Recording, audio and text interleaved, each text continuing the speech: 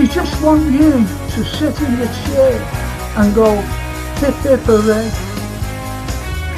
for the Western press and the Western narrative, regurgitating the same old, every single day, without the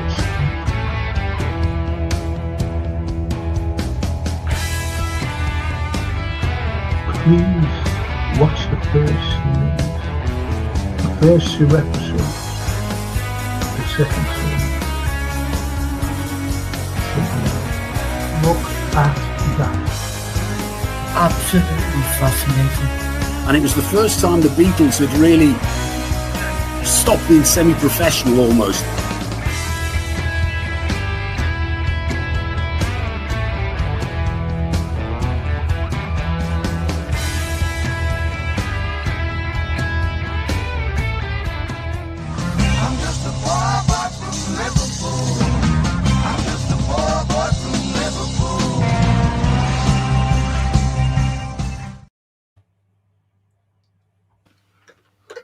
Hello everyone. Was just changing my glasses. It's we decided to have another history and literature tonight, so Anthony and myself. But tomorrow night I'm gonna have a night off. I'm doing nothing. Absolutely nothing, because you can get, I get exhausted, to be honest. And I do deserve a night off sometimes. But anyway, tomorrow night, why not tomorrow night? And Friday I'll be back again with the current affairs, because they really need to be aired.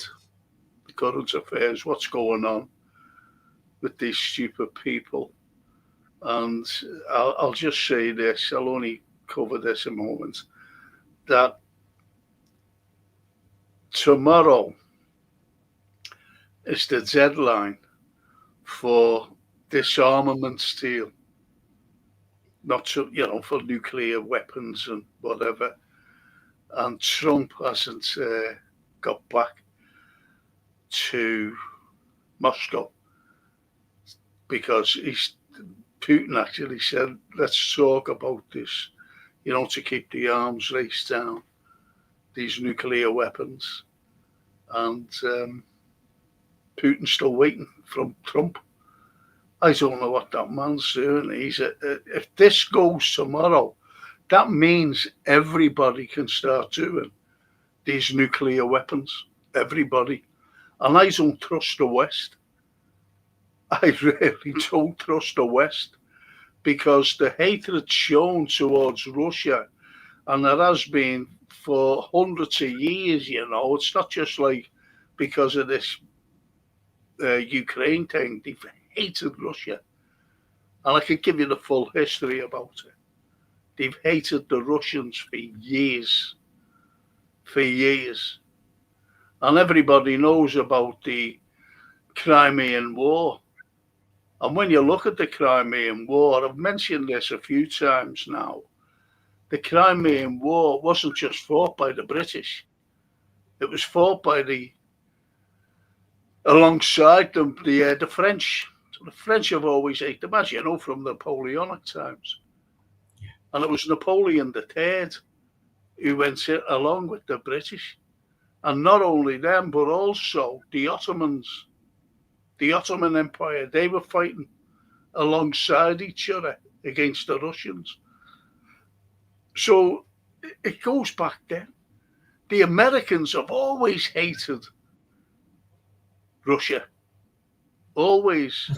So Putin, said, listen, let's give another year about the arms race and whatever. So the American says, yeah, okay. But they're still waiting for Trump to.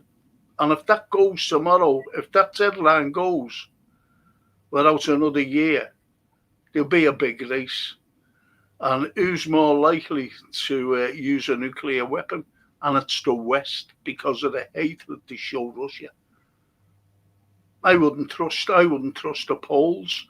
I wouldn't trust the French. I certainly wouldn't trust us either. not the way we're acting.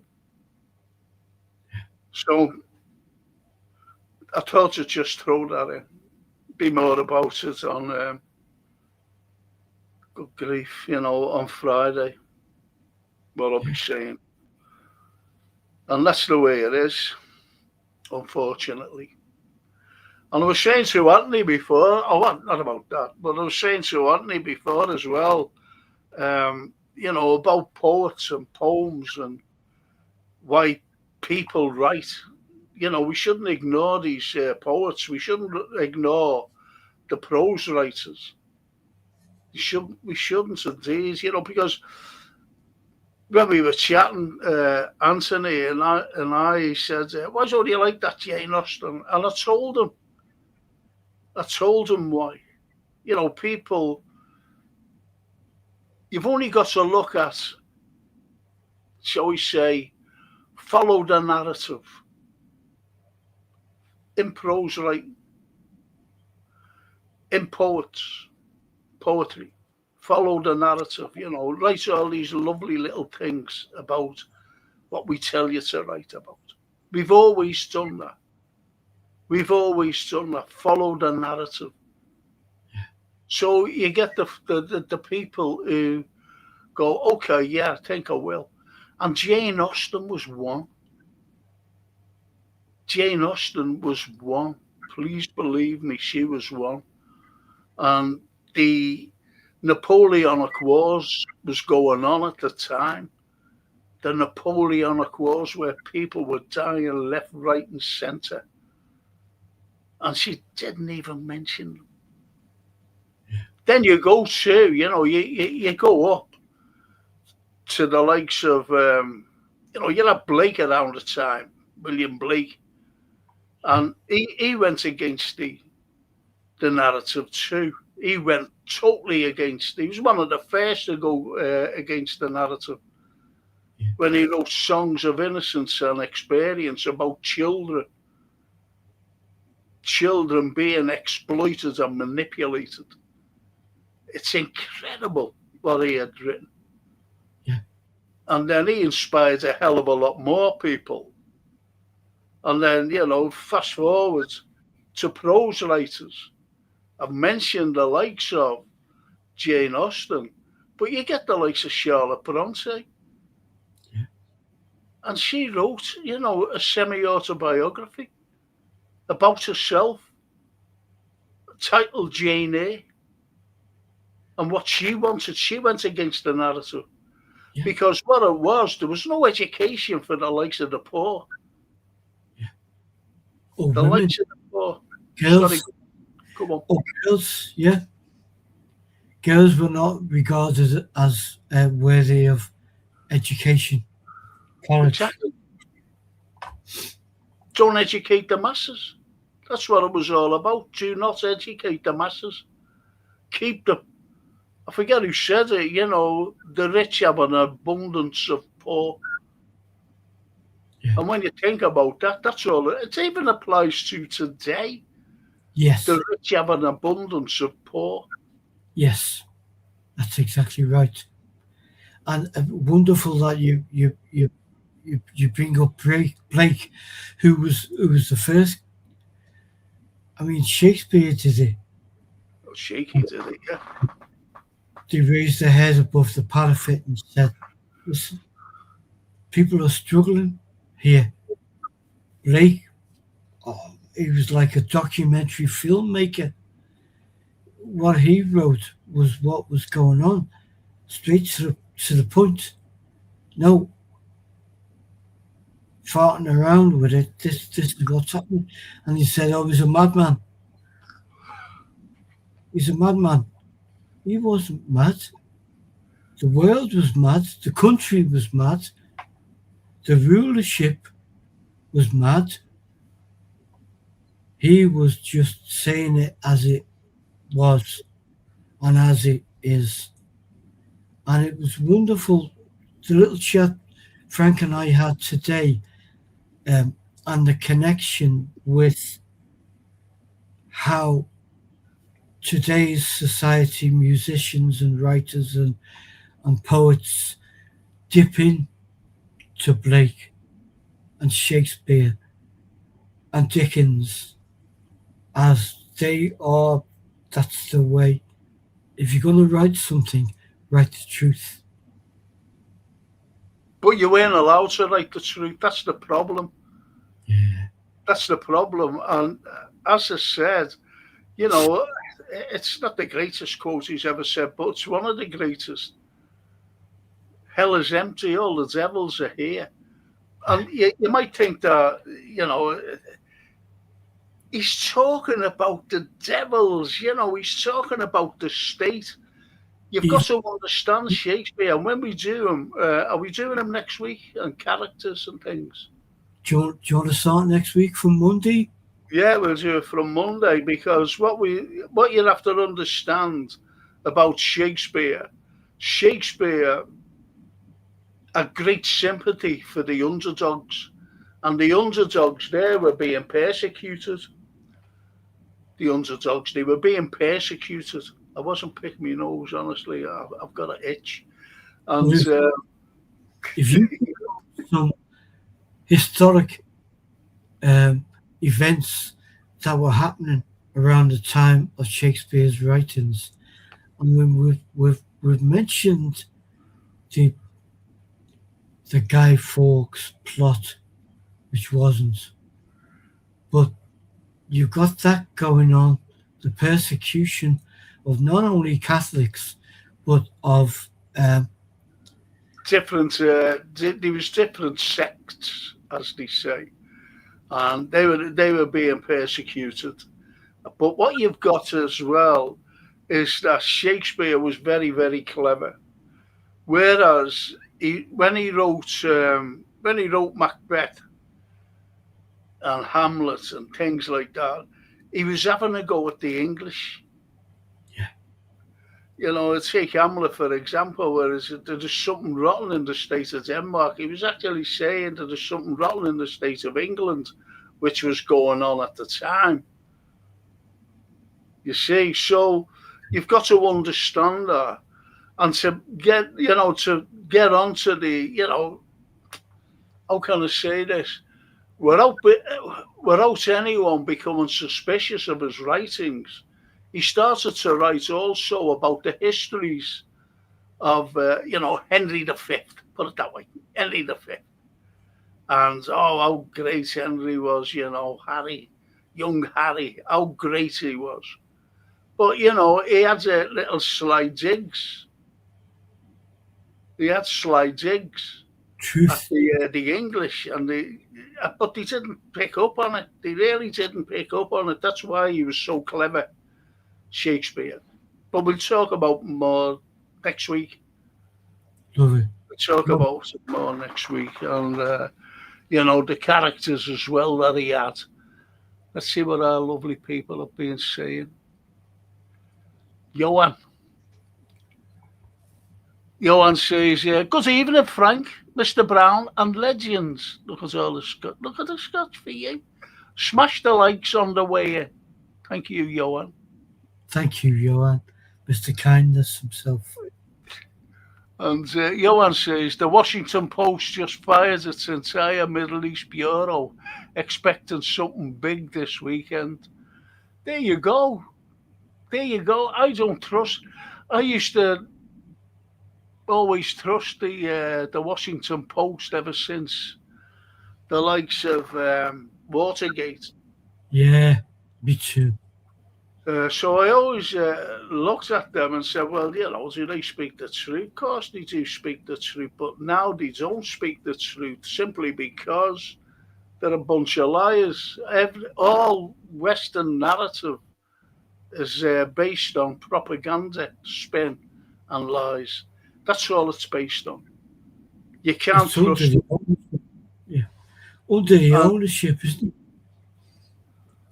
Yeah, well, you've got to look at the ownership. You've got to look at the ownership. And I tell you, right now, the greatest lie, there's always lies coming out from them. And they always tell lies about us. their own citizens. And when you look at the truth, what the Sun said about Liverpool fans, that's when you look and say, why are they saying this when it was so untrue? And they still haven't apologised, really, the Sun newspaper, And they won't. against. Yeah. Go on. They haven't and they won't. And the sickening thing is, Frank, that there's a percentage of the audience that particular odious rag hits that believe what it says. Well, you've only got to look at now today. What I mean about propaganda, I'm going to talk about Russia now. There's the Epstein files, the Epstein, whatever you fucking want to call it. Anyway, who are they trying to bring in now? Who are they fucking bringing in? They're bringing in Russia and Putin into the Epstein files. It's pathetic. Absolutely incredulous that this is going on in front of us. Like,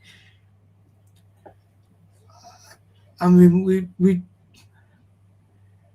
said it. We've drawn the line back to Shakespearean and William Blake's time, where this is how a certain type of class work and live, exploiting others, including children who are of no importance to them. And now we are in 2026 just, and we're thinking it's a surprise that the same type of people should exploit children. He did it. No, it was him. He did it. No, it was him. All the finger pointing and all the finger wagging, and it's just horrible, and it's always been like that. Yeah. And then getting back to the prose writers and going against the narrative, as I mentioned, Charlotte Bronte, and then you go to Charles Dickens, and he went against the narrative. He started to write about the poor and how the poor were being treated. Yeah. They were being treated like, I don't like saying it, animals, shall I say.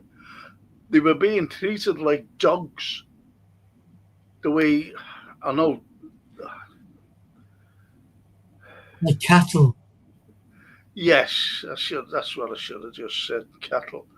No, because you're right. You're right with the first one. We are treated as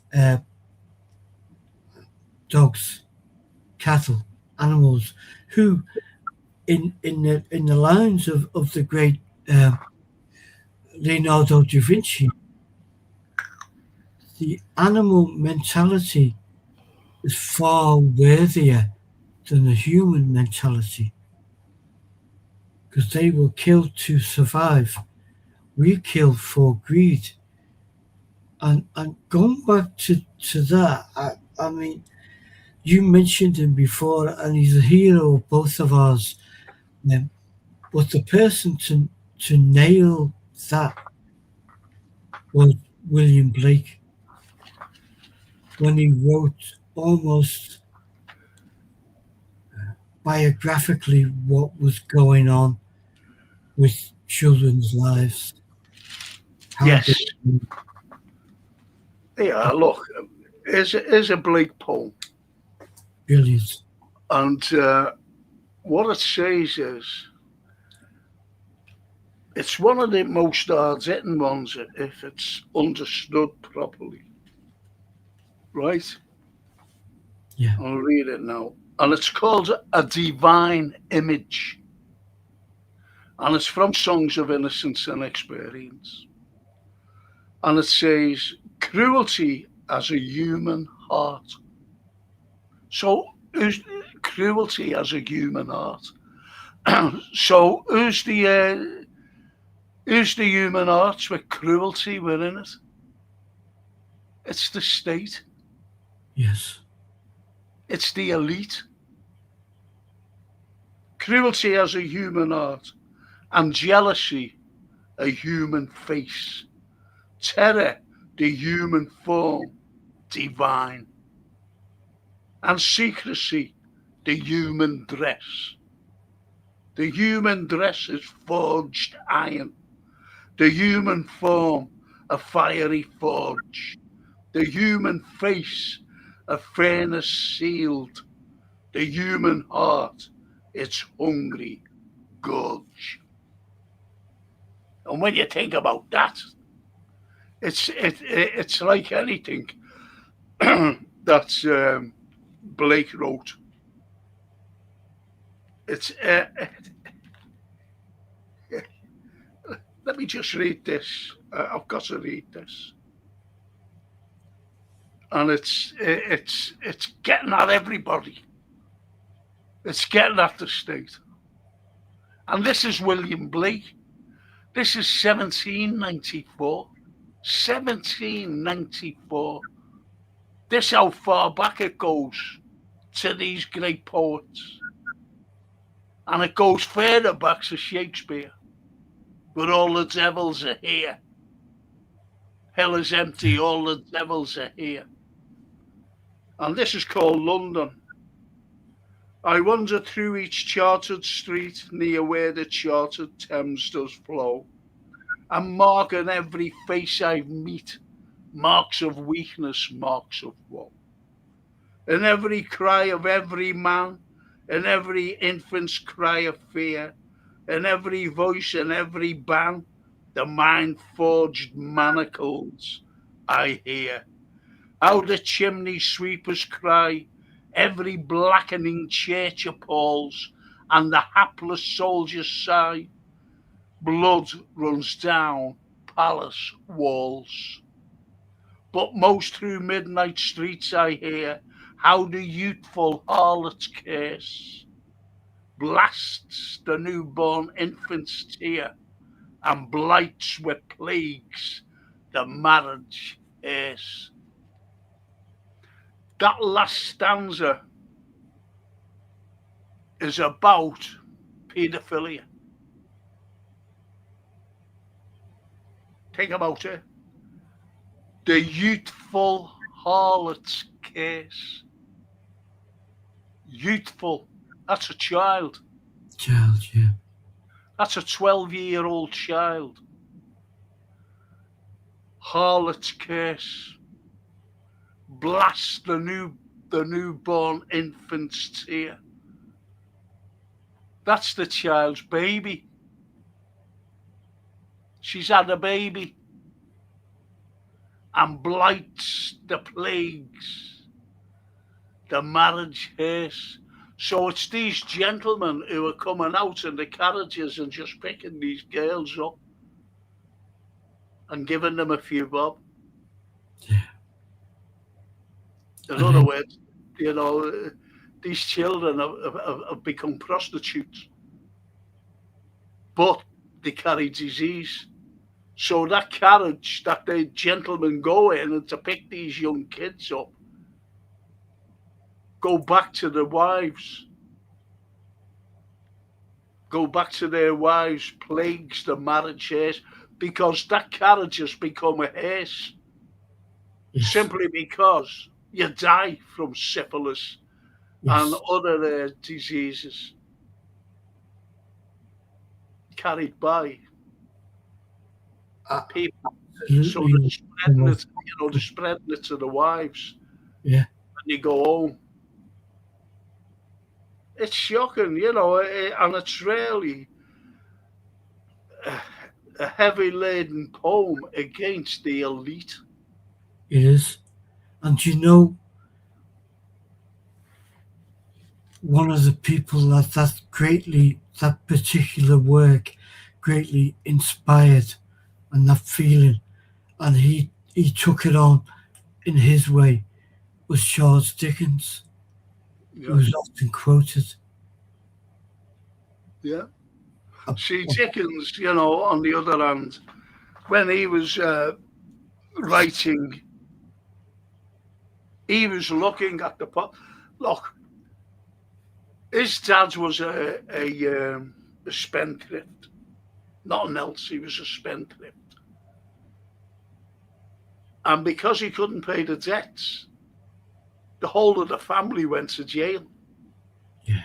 and he had to work. Dickens, he was only a young man. He was only young, so he went to jail. The family, they all went to jail, and he was forced to work, Dickens, to pay off the debt, but still had to go back to the jail. He wasn't living in a home or anything. He had to go back to jail, and he was working in the blackening factory. Yeah. And he used to call, and his hands were always filthy of the dye, the blackening factory. And he used to wash his hands.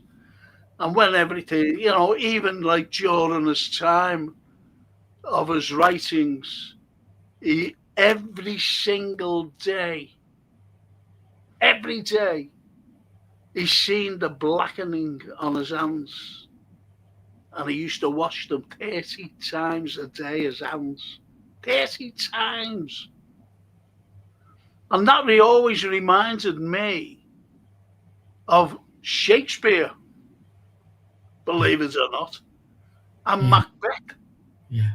Because you had Macbeth himself, after he kills his cousin Duncan, committing regicide, the most heinous crime you can commit. And he killed the king. Yeah. And he says, all the oceans of Neptune cannot wash away this evil deed, from his hands, the blood of his hands. Yeah. Yet his ambitious wife thought nothing of it, really, because she used to see the blood on her hands. And what did she say? Out, damn spot. There you So go. she just seen a spot rather than what Macbeth had seen. You see, and The whole- that's Shakespeare. Yeah. That's Shakespeare at his best. Yeah. And that reminds me of Dickens, and washing his hands. He couldn't wash that blackening away from his hands. Yeah. Let's see what our lovely people are saying. Bella, buonasera Franco and Antonio and all. Good evening, Bella.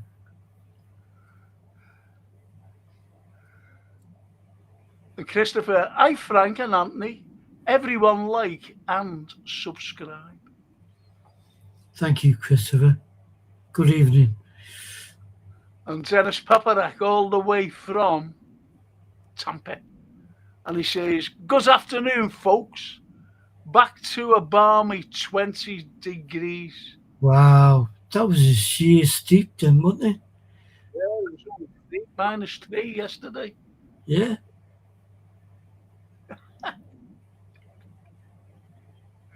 It's great, isn't he? Dennis.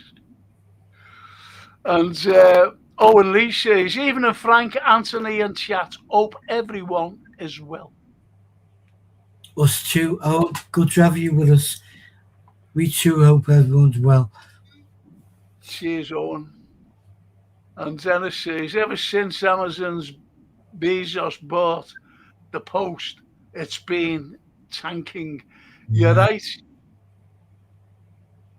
You're right. The Post, and where have all the great journalists gone?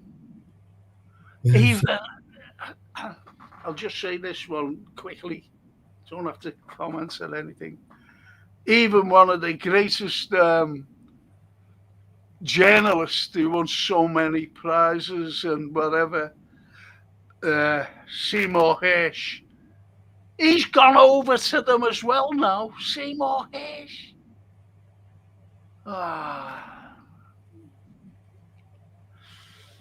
TW, even a Frank, Anthony and chat. Even a T. Even in TW. And the lovely Bella says, no, this will be our lovely Marcella.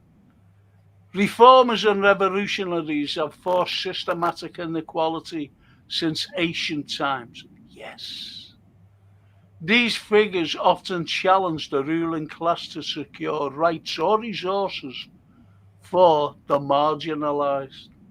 Isn't that brilliant? Brilliant and absolutely so correct. Thank you, Bella. Thank you, Marcella. Ah, mamma mia. I know Alicia is here. I've been following a lady doctor of engineer on TikTok, how she stumbles upon the effects of electricity on people when researching Marconi. People were getting mentally and physically sick. There you go. Wow. The Grace Art chat as well. We are great. And I love that you've done that, because I'm the same with Frank. Obviously, he's heard most of it, but we find things out by looking for something else, and Check. that's what led us to Blake today. Yes. And Dennis says the era of Dickens's life was highlighted in the film The Man Who Invented Christmas. Isn't that great? And he kind of did. Do you know, you might think people who are on the chat here, but Anthony and myself talk about you, don't we, Anthony? We do. Yeah. And we say, very complimentary as well, because I've never known people like you. Really. Owen Lee, then Freud came on the scene and said it was all in the mind. The start of psychiatry. Well,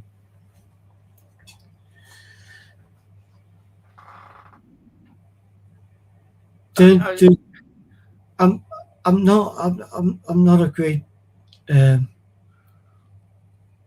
flag waver for Freud, although obviously some of the stuff, but the thing of it's all in the mind, I kind of get, because it ties in with what Bella and Marcella have just said, because if you're not reading from someone else's script and you're reading from somewhere else in your mind or from wherever, then that's how the likes of Shakespeare, Blake, Dickens, Lennon, and other worthy composers, writers, artists come from. They don't come from a script. No, they don't really. They don't come from a script. People have their own minds. They can read. But unfortunately, we've mentioned this before. How many people haven't picked up a book to read? This is the problem, isn't it? Well, it's not necessarily a problem to them. It's a problem, I think, with global understanding. If you don't make some effort to understand what's going on, then things are not going to change. And there's so many in the modern concept of songwriters being in the line of Dickens and Blake, of which I firmly believe, because it's that thing of you put something out, whether you're going to put out an essay or a book or a song. It's in the audience response to what you put out. Blake would put a lot of stuff out that people around him thought that's common sense, but nothing was made bigger because the establishment didn't want it to go any further. Uh, John Lennon would put stuff out, and it became massive. So that's why he became a threat. Bob Dylan, and I'm using these names just randomly, but because my first question would have been, who do we have today to replace that wisdom, head above the parapet saying, this is what's going on?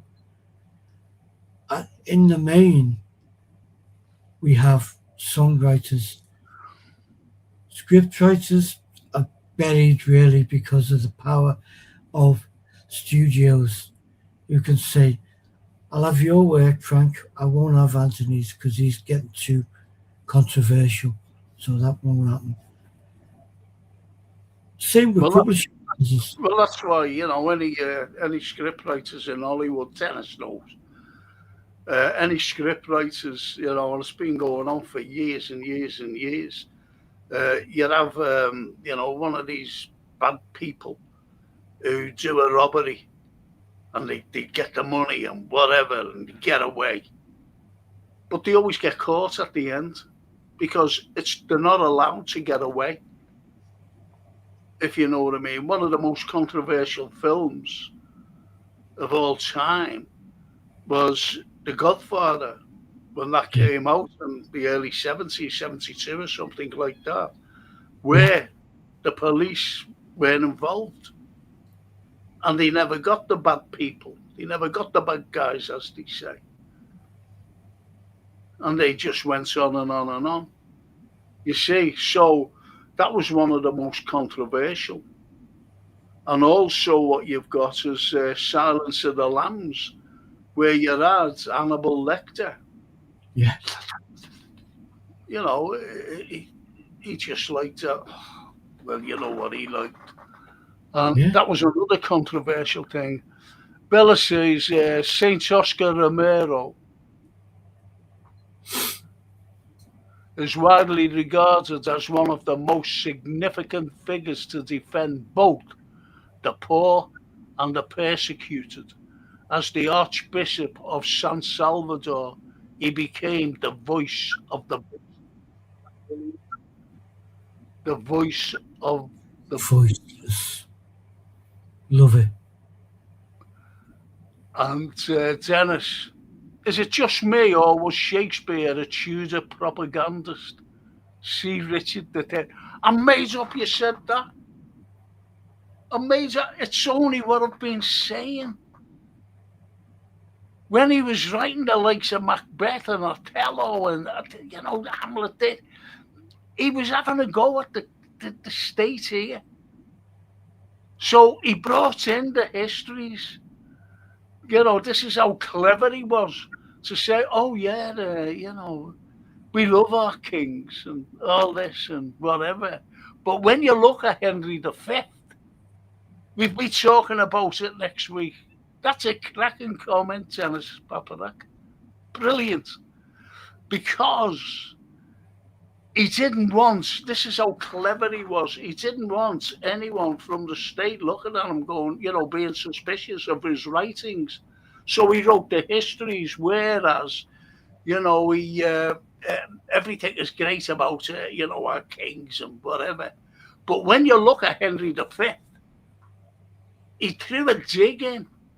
Because Henry wasn't the great king as,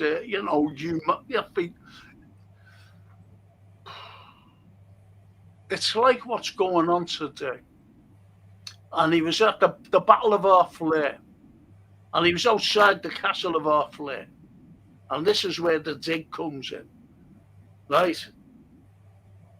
This is where the dig comes in. And he shouts up, he said, let my people in. Or if you don't open the gates, these are to the old men. And the old men were shouting down, the soldiers have gone. There's no soldiers here. We're defenceless.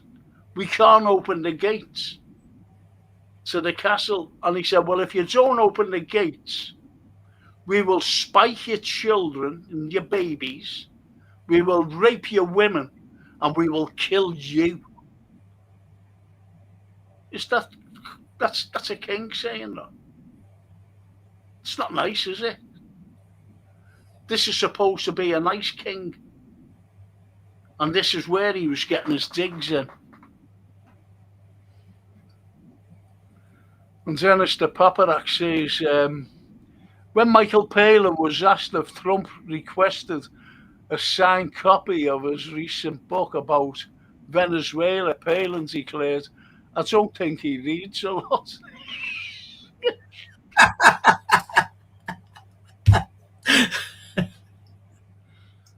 My ex loved Michael Palin. Yeah, me He's too. in love with him.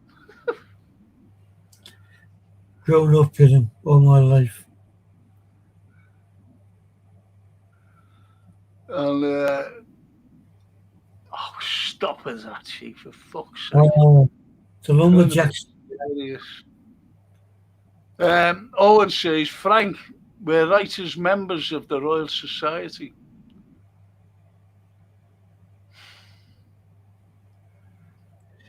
William Blake certainly wasn't.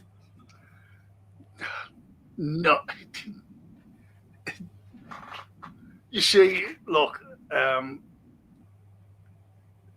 I like my writers. I like who I talk about, whose books I read, whose poems I read. So yeah, you had people who were members of the Royal Society, and they're the people I don't write about or talk about or read. To be honest, I just don't, because it's no look. I've written lots of things myself, controversial things. I was telling Anthony today, and when I was at uni a million years ago with the dinosaurs, I wrote an essay about Jane Eyre. No, I didn't. Jane Austen. I wrote about Jane Austen. And what was going on at the time with these social and economic issues about the poor, about the Napoleonic Wars, what she was surrounded by in it, And then I brought in the likes of how different she was from reality. She never seen the reality that was in front of her face. And yet the likes of Charlotte Bronte, because I brought her into the equation, I said, she's seen the reality that was there, that was prominent, that was in her face. And she's seen it clearly. And she wrote about it. She wrote about it. So it's things like that, about certain writers who just go along with the flow of all these nice things that are written, if you know what I mean. But I just like the hard-hitting things, the social. As I said, I had to do the social and economic issues at the time. And the social and economic issues, I had to study that. I wanted to study it, don't get me wrong, I wanted to study it. And it was shocking what we were going through, what ordinary people were going through. It was shocking. And, say the likes of crime, for example, and people were brought up for murder. How many people died who never, were executed, and they never done this particular murder? They were just dragged off the street, put in a dock and found guilty and were executed simply because the people wanted someone to be held accountable. He wanted to see justice. Yeah, exactly. And these people were being executed for nothing.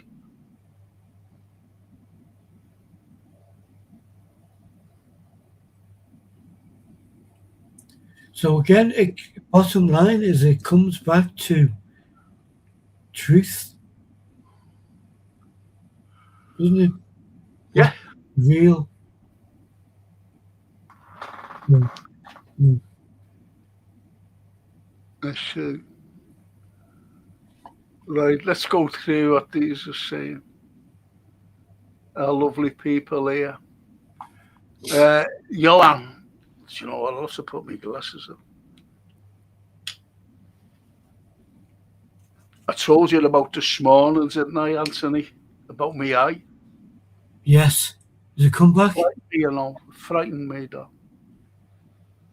Really frightened me, and I thought, oh, I You've won't not. be able to do anything. So, anyway, Johan, when I give, that's why I have to put these on now. When I give food to the poor, they call me a saint. When I ask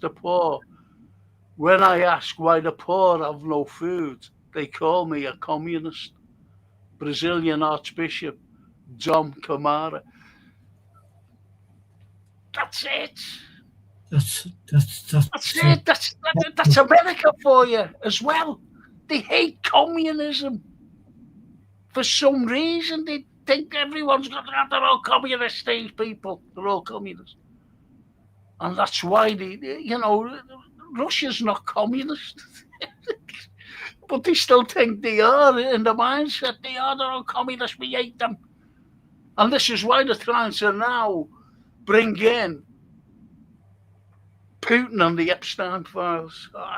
You can't make it up. Great comment there, Johan. Let me go through them. Linda, evening, Frank and Anthony. Evening, Linda.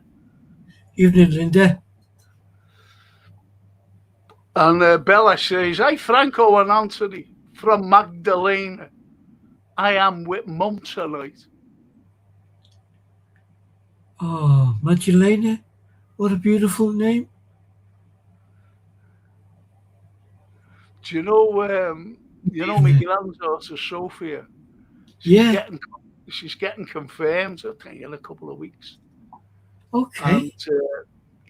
And her full name is Sophia Francesca, and now her confirmation name is Cecilia. Saint Cecilia. And she fought against the Romans. Did you know that? No. Albeit she was Italian, like, and she was martyred by the Romans. Isn't that great? Anyway, I said, why is only after your nan? Great nan? Angelina? Or Yolanda? Or Maria? Because that's her name, you say, Angelina Maria Yolanda, the old girl's name. She said, no, she loves Saint Cecilia because she reads up about them. This is my granddaughter, reads up about them. So she wants Cecilia, Saint Cecilia. How fantastic is that? Magdalena, it's a pleasure to meet you. Thank you. Cheers, Madalena. What a name that is, Madalena. And Paulie says, it's an integral part of being from this city, having views like you, Frank and Anthony. Thank you, Paulie. Thank you, Paulie. Thank you so much. And thank you for your insight, input. And he actually says, Jane Austen is buried down here in Hampshire, Winchester Cathedral. Winchester, beautiful Winchester, great cathedral. Been there, actually. Beautiful. And Stephen Trelthall. Hello, Stephen. And he says, "Hi, Frank. You talking about poems? I drive a taxi.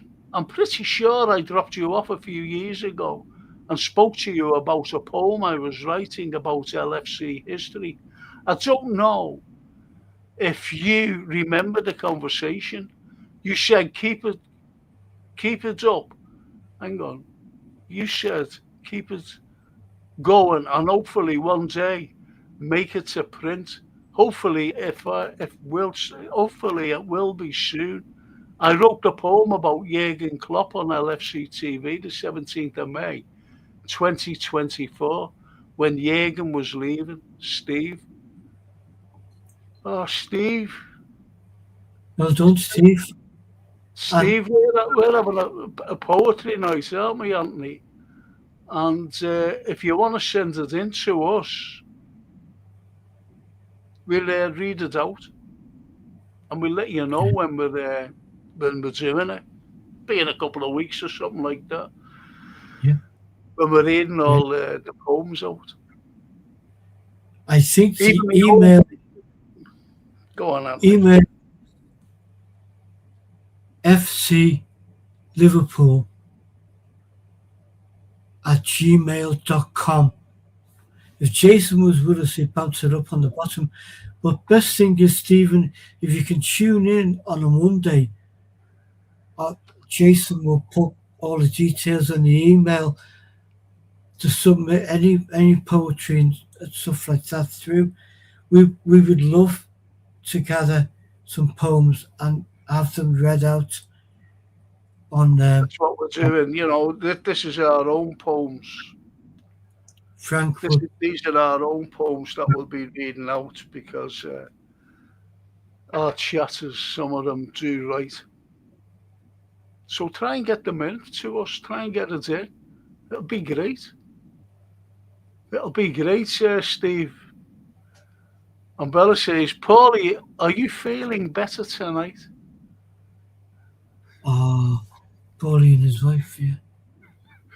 And Paulie says, "I'm afraid it's a fleeting visit tonight. I'm a bit rough, but I'm listening and learning." Oh, Paulie. Oh, sorry, Maggie, you're still struggling. But all the best to you and yours. And Yeah, absolutely. Tomorrow you start to feel better.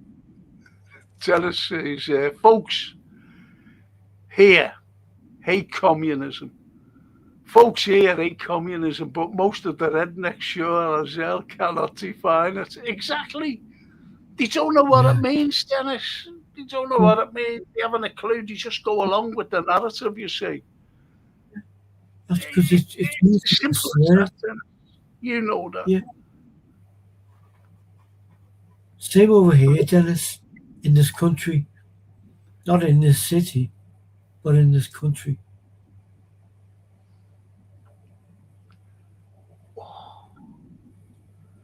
Look at this. Owen Lee.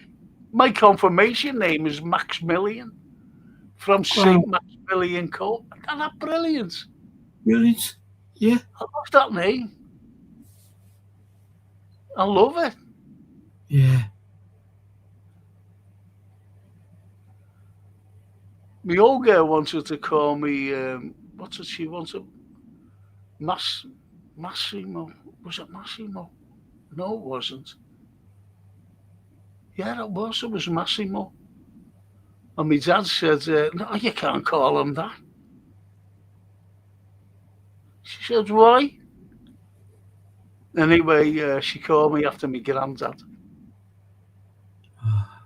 The Italian granddad. Mine was my dad's, John. Yeah, look, see the way Owen says Maximilian. Yeah.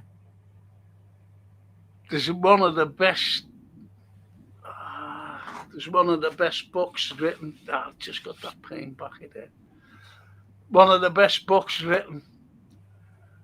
I love it, and I love the film as well. I've read the book, and it's Rebecca. by Daphne du Maurier, Zamora, yeah. Yeah. and his name was Maximilian. Max. But he has a big long name, didn't he? If you remember. The male protagonist of the Yeah. book. Great name, that Max, mate. Oh, lovely. And Paulie says, "Hi Bella, I was on top of, I was on the up yesterday. Stupidly, oh no, well, your own fault. Your own fault for doing that. You should stay in. Stupidly, I walked the dogs again today and went shopping. Now I feel rough again. But that's man flu. It's lovely that you ask. Serves you right. Sorry. Serves you right. Simply because if you're ill, you've got to stay. You've got to keep the warmth in. It's freezing out. Why am I dressed like this? And why is Anthony sitting in front of a fire, keeping his back warm? Because it's Baltic. Exactly. And even the squirrels have. Oh, The squirrels are there hibernating as well. They build a little fire around the bottom of the trees, don't they, Anthony? cold enough to freeze their nuts. Oh, aye. This is. Do you know what? It's not even the watershed out here, and you're coming out. You're like Hatchie. Like Hatchie.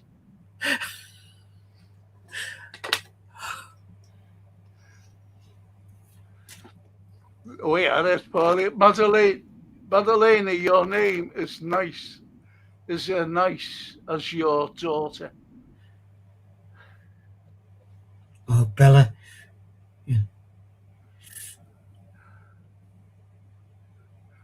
They are your one for Steve Liverpool. They are. Look at that. He's put us up. Yeah. Your put us up for Steve. Oh, FC Liverpool pod at gmail.com. There you go. Get all the emails here apart from Mandelson's. They're diverted for some reason. And Owen Lee says, remember Paners and their funny poems where they cut? I couldn't stand it. I couldn't stand it. I didn't mind it. I kind of liked that difference. Because at the same time, we had the one from Billy Connolly. Well, I hope you remember this show, Anthony. Seeing that it's your last one. Pamers, eh? Pamers. Very disappointed.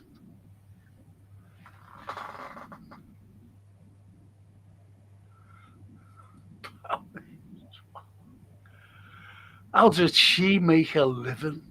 I don't know that one. How did she make a living?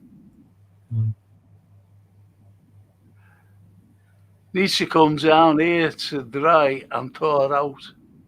Says Dennis over 2. Over, just imagine, he's in Florida. He's in Florida as our Dennis. Yeah. And as he says, you need to come over here and thaw out. I think we all need to. With the cold, I get this pain in my arm.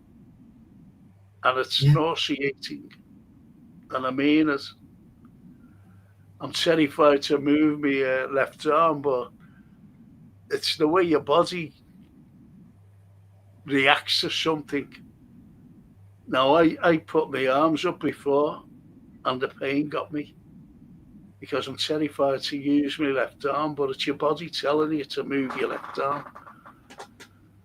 Yeah. Listen to this, fella, look, Dennis.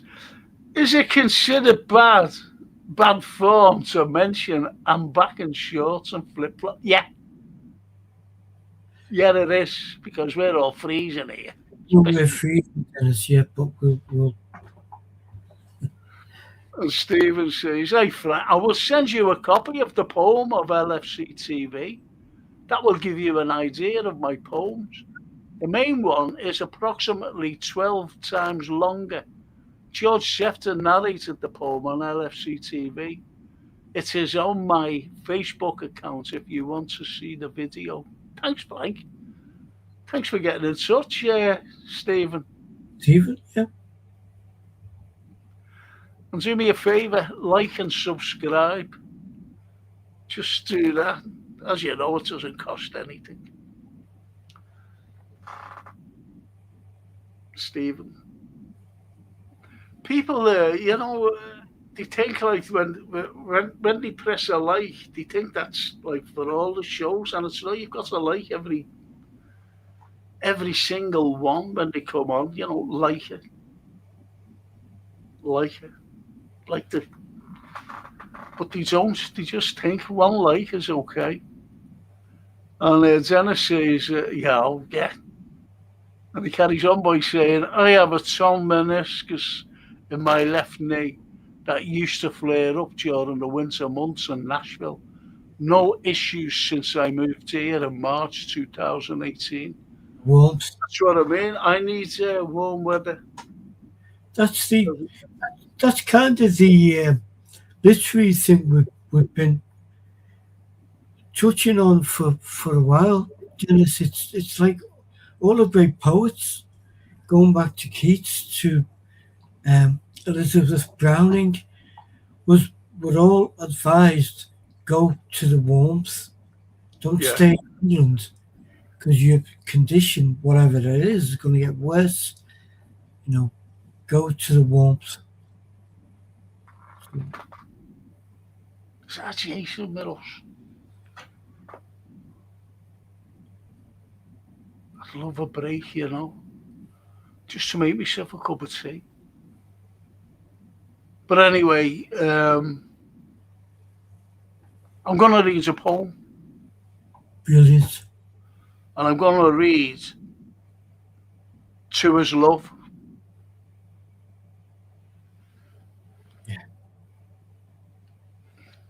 Yeah. To His Love, I'm going to read.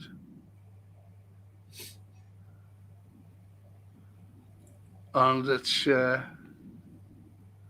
Ivor Gurney who wrote this. Yeah. And it's such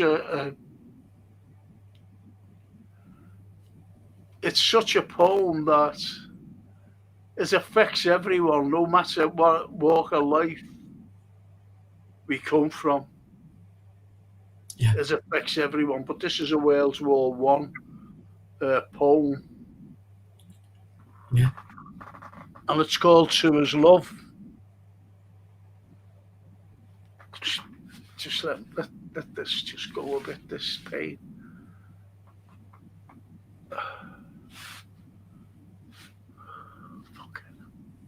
It's horrible, sickly.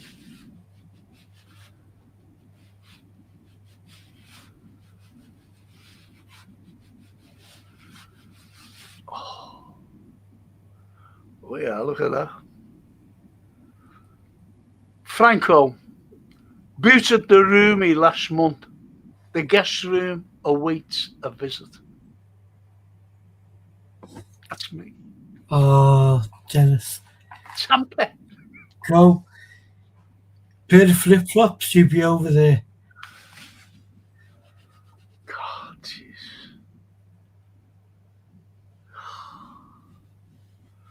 Right, I'm going to read this poem here, people. And it's, as I said, To His Love. And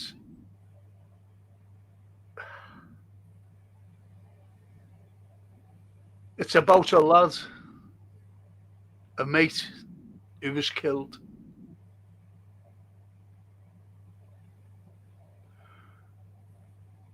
Great mates, they done everything together. They sailed, they walked, they hiked, they did everything. And this is the poem. He's gone. And all our plans are useless indeed. We'll walk no more on Codswold, where the sheep feed quietly and take no heed. His body that was so quick is not how you knew it on Severn River under the blue, driving our small boat through. You would not know him now, but still he died nobly. So cover him over with violets of pride, purple from the Severn side. Cover him soon, and with thick set masses of memoried flowers, hide that red wet thing I must somehow forget.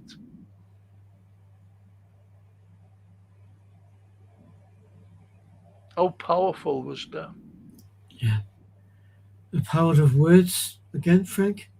That's why we do it, and that's what I think all of us, when we're touched, if something touches your emotions, piece of music, poetry. I had a mate who died when he was 24 years of age. We were 24 years of age. And, carrying his coffin. And we had plans. And as it says, he's gone. And all our plans are useless indeed. The first two lines Yeah, yeah, tells you everything about life. yeah.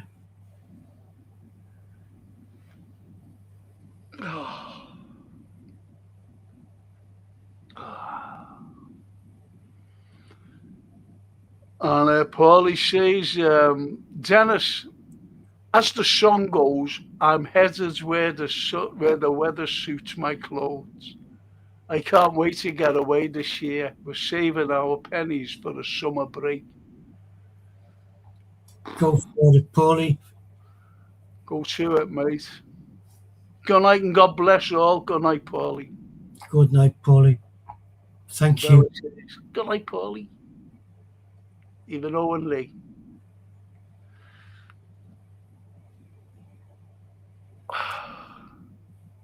Yeah, I've a journey. You put me on a journey for Ivor when you first read the poem a few weeks ago, and I'd never heard it before. And it was one of those poems that just stuck in your track. And I thought, I've got to know more about him. So I went, and he was a remarkable gentleman. He was a true musician. That was his passion in life, to be a composer. And he did compose. And he was at I don't know if it was the Royal Academy of Music or he got a scholarship. So he's at music school. And the tutor there, who taught some of England's great classical composers, said he is the greatest student I've ever taught, but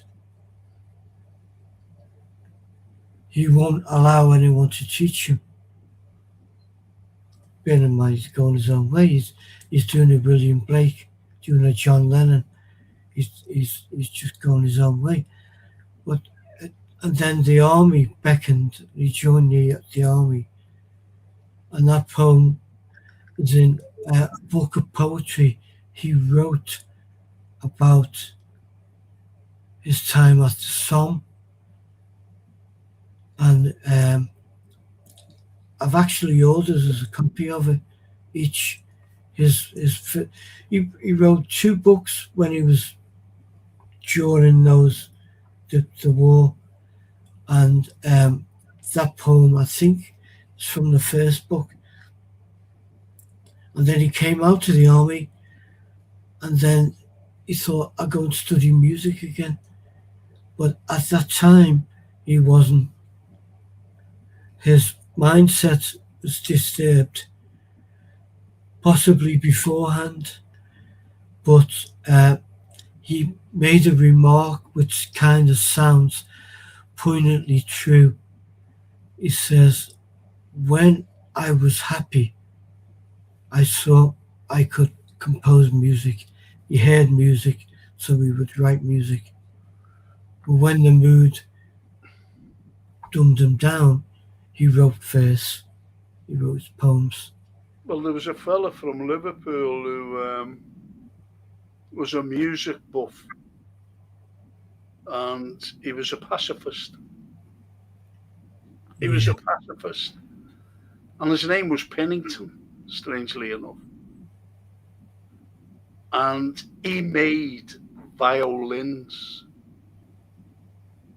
Wow. violins, Wow. and he joined the Liverpool Scottish. He Okay. joined the Liverpool Scottish, and as I said, he was a pacifist. And you know what he designed? He designed a stretcher. See, you know, trenches, they weren't just like that. They zigzagged Yes. like that, you see. They zigzagged. So he designed a stretcher because he noticed when he used to go out for the wounded and the dead into no man's land, and they couldn't get into the trenches. It was too awkward. They couldn't turn it. You see what I mean? Yeah. And the stretcher bearers, they were under fire. They were actually under fire. Albeit, you shouldn't be shooting at the stretcher bearers, but they were anyway. So he designed a stretcher that could go around.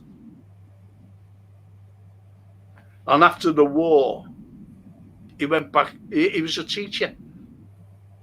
He was a teacher. He taught music, this man, Pennington. And he made, as I said, he made violins. And he made a violin. And he presented it to the Prince of Wales at the time, after the war. Yeah.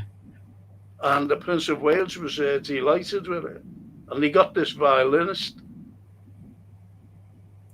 at Carnarvon Castle, where they held, where the ceremony of the Prince of Wales, that's where they get inaugurated as the Prince of Wales, Yeah. Carnarvon Castle. And he played a solemn, I forget it now. Excuse me. I forget the thing that they played on the violin that he actually made. Wow. How poignant is that? It is. It's very poignant. It's very poignant. And, albeit he was a pacifist, people didn't like pacifism, No. No.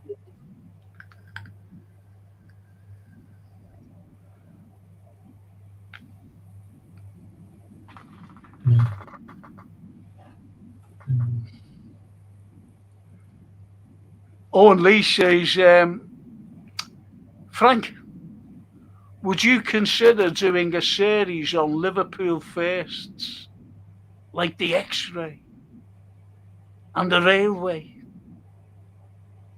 No, I don't want to do any of that, Owen. Fed up doing it, mate. Done it millions of times. Of course I will. Of course I will, simply because Liverpool, it's a forgotten city about what we've given the world. Like the X-ray. And the fella who designed it, one of the greatest of all physicists, Thurston Holland. Yeah. And then what you've got to look at is the railway. And it was Liverpool who decided to, you know, it was great what they said, listen, you know, we've got to get people from A to B quicker than the horse and the carriage, like the stagecoach, in other words. We've got to get things. And what one fellow looked at, he went up to the northeast and he's seen how coal was moved. And coal was moved on little tracks. So he came back to Liverpool and he said, "Yeah, listen, look at this, lads." Because he actually drew them, you know, while he was up there. Couldn't take a photograph, could you? So, you know, in 1826, he couldn't take a photograph because there was no photograph. So he drew what these lads were doing, getting the coal in and out of the mine. So they built these tracks and they got us all together and they said, well, okay, we're in the northwest.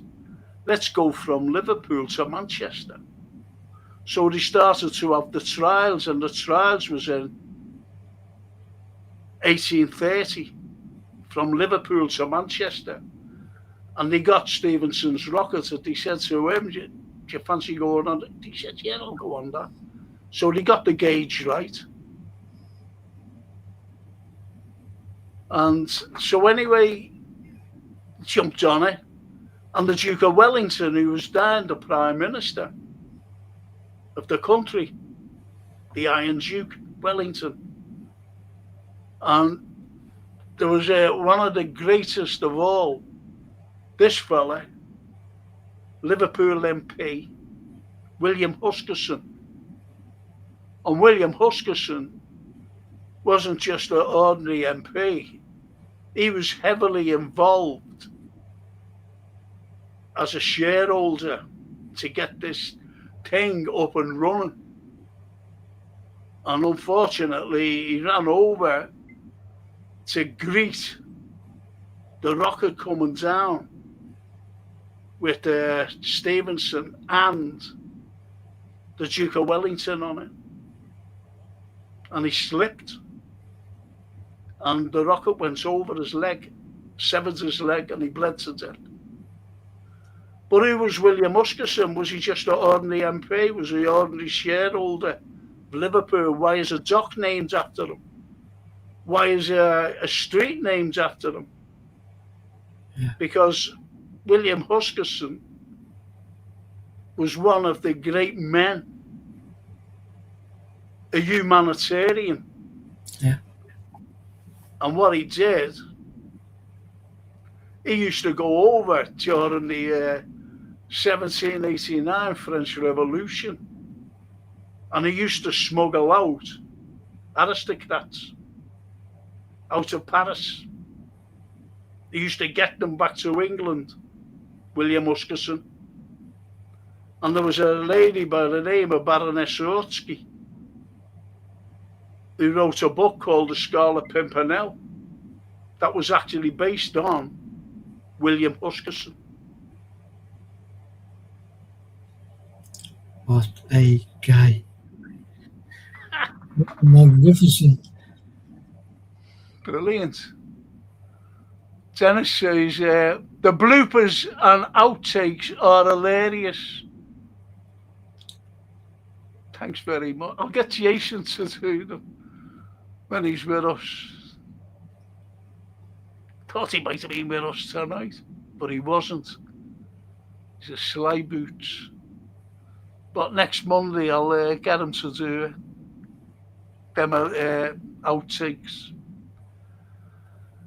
from my DVDs. Albie Donnelly. Getting a taxi from Liverpool, New Brighton now costs more than it is to cost to build the Mersey Tunnel.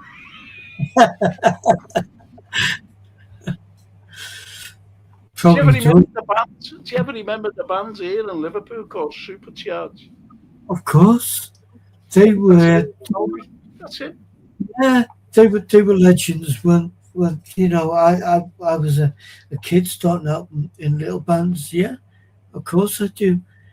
And I was in the Lord's Warden, right, one afternoon, and he was in there, and I think they were appearing at the Empire. I'm sure they were at the Empire, and I yeah, seen him, and I said, "Hello," and he went, he just looked at me, said, "All right." I said, "You're in Supercharge, yeah?" He said, "Yeah." I said, "I'm going to see you tonight." I said, "I'm going over for a ticket." He said, "Well, that's good. I hope you enjoy it." I thought he was to give me a ticket. That's all right. I'll come over and see him. no, well he's probably scared getting the taxi from New Brighton to no, but supercharged legends. You know, Albie is a legend. And he's based now, and he's been over there for years. Yeah, yeah, Great fella, lovely fella, to say Albie. yeah. And Ali, all the way from Romania, is with us. Good evening. Good Good evening. And the outfield, evening, you two legends. He's watching a match. He's watching a match tonight. And it okay. must be half time. And he's gone, take a leg. Get Get on him. that Carlyle, the help me show. Say hello. There's a well, we're in that taxi going on now, Frank. I think we're down them. Cheers, Anfield. Thank you. Evening to you.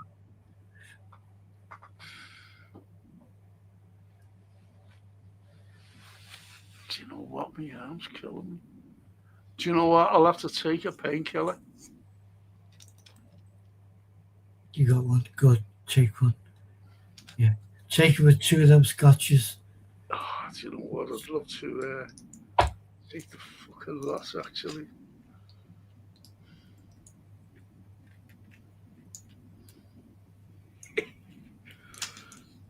So what we're doing next week, Anthony,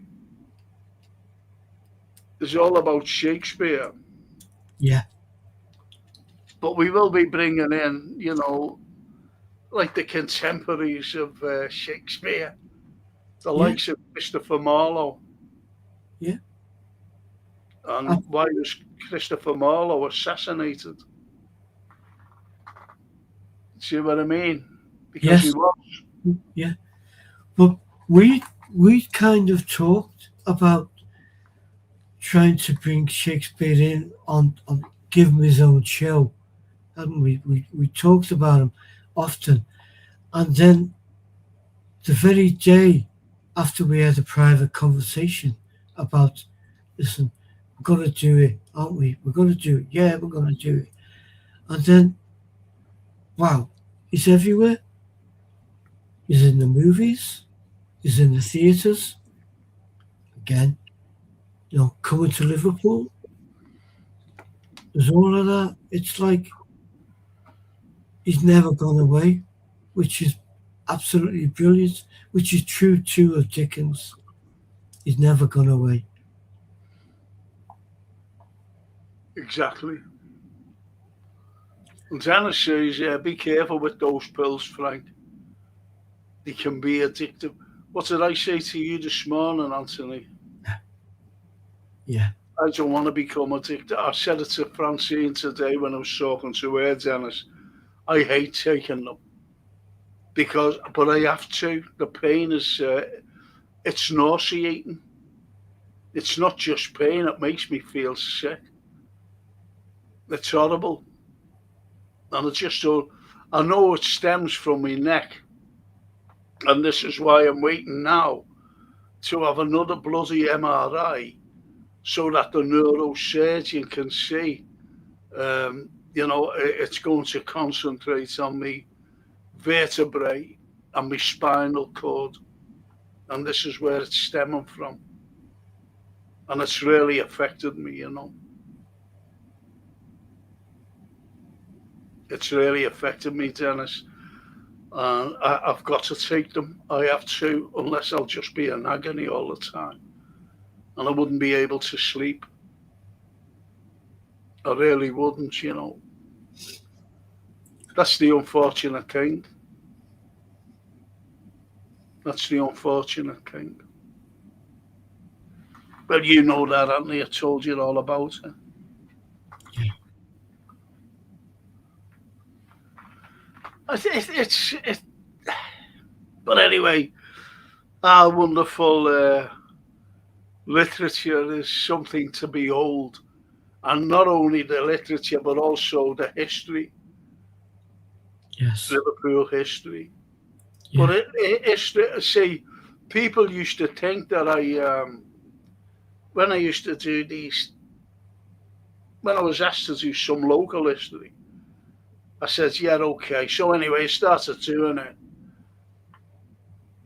But what you've got to bring in, I always brought in into my local history classes, um, national, oh, fucking hell, national and international history.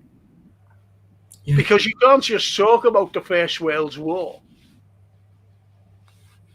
You can't just talk about the First World War and just say, "Oh yeah, well, on the first," yeah, and just go straight into it. You've got to give the seeds.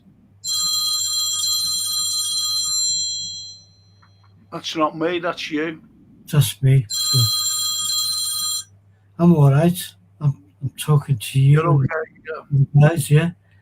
So it started. It stemmed from the seeds that were sown during the Franco-Prussian War. So I have to talk about that. Then I go up to the Schlieffen Plan of 1892, and then from the Schlieffen Plan right up to the Boer War. You passed the Boer War, Yeah. and that was going on at the time.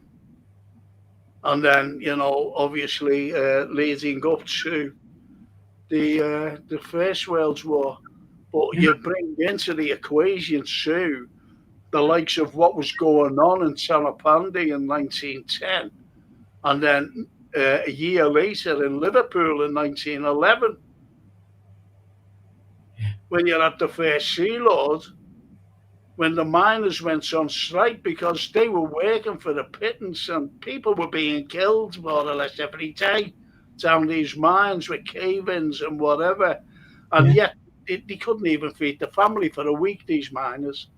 Yeah. So they had a big cabinet meeting in 1910. And Asquith said, why are they going on strike?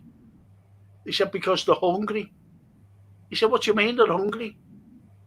He said, they're hungry, the wages are not, because everything was privatised. And the bosses weren't given enough wages. So he said, okay, well, and then Churchill, who was the first Sea Lords, what did he say? He said, well, if they're hungry, fill their bellies with lead. There you go. That's what he said. And he actioned that, didn't he? Yeah, well, and a year later, there was a general strike again for the parity of wages, of the country. Give us something. Yeah. For working. We can't even feed our families for a week. Yeah. So they went on a general strike, the people of Liverpool, the workers of Liverpool. And what did the first Sea Lord do to them? He sent 2 frigates up to train the guns on Liverpool. Battleships. Yeah. But not only that, on the sea, but he also brought in 6,000 police from Birmingham and Leeds. Because our police officers said, listen, we can't go in and do this. We're not in charge. Yeah. To our own people. They won't forget it. So we sent for 6,000 police from Birmingham and Leeds. But that never satisfied Churchill. And then he sent up 50,000 armed troops armed troops. To Liverpool. Yep. And the troops opened fire and 2 lads were shot dead. And where I live right now, where I'm sitting, it's only up there, the road there, that one of the lads was shot dead. And yet, in modern times, I think it was someone, one of the high-ranking broadsheets, I think it was Sabino, who ran a poll, who was the greatest. Oh, And Sabino said it was him. yeah. Well, he has a poll, didn't he, BBC too, and he says who's the greatest Britain, and he says John Lennon came 7th, actually. And Dennis Paparak says, it's always a pleasure, gents. Have a great night, and I hope you're feeling better, mate. Thank you, Dennis the Paparak. Thank you. Dennis, enjoy the warm weather, Dennis. Wonderful, lad.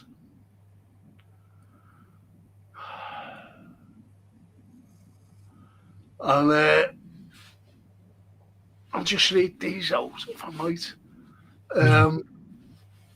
Ali says, pills are not recommended, but some people can't do without the pills. My brother takes pills for depression for 15 years now. I am under depression as well, but I never took one.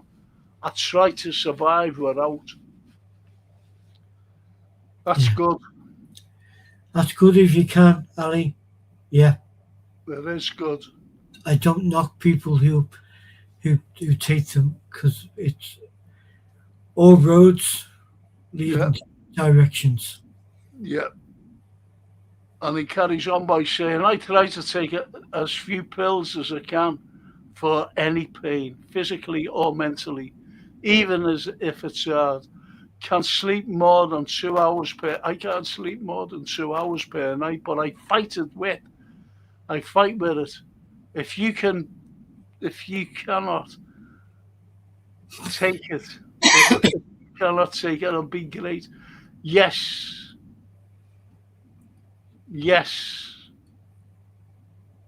Good shout there, Ali. And Bella says, Franco and Anthony, legends and peers. Shared Shakespeare. Oh, yeah. Franco and Anthony, legends and peers, shared Shakespeare's truth through all the years. From youthful start to wisdom's bend, friends to the very end. Thank you for a great night. Gotta go, Franco. Bella, Marcella, thank you so much. Magdalena. Beautiful. Thank you.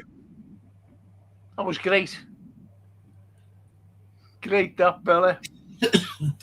And Paulo says, Frank knowledge is amazing.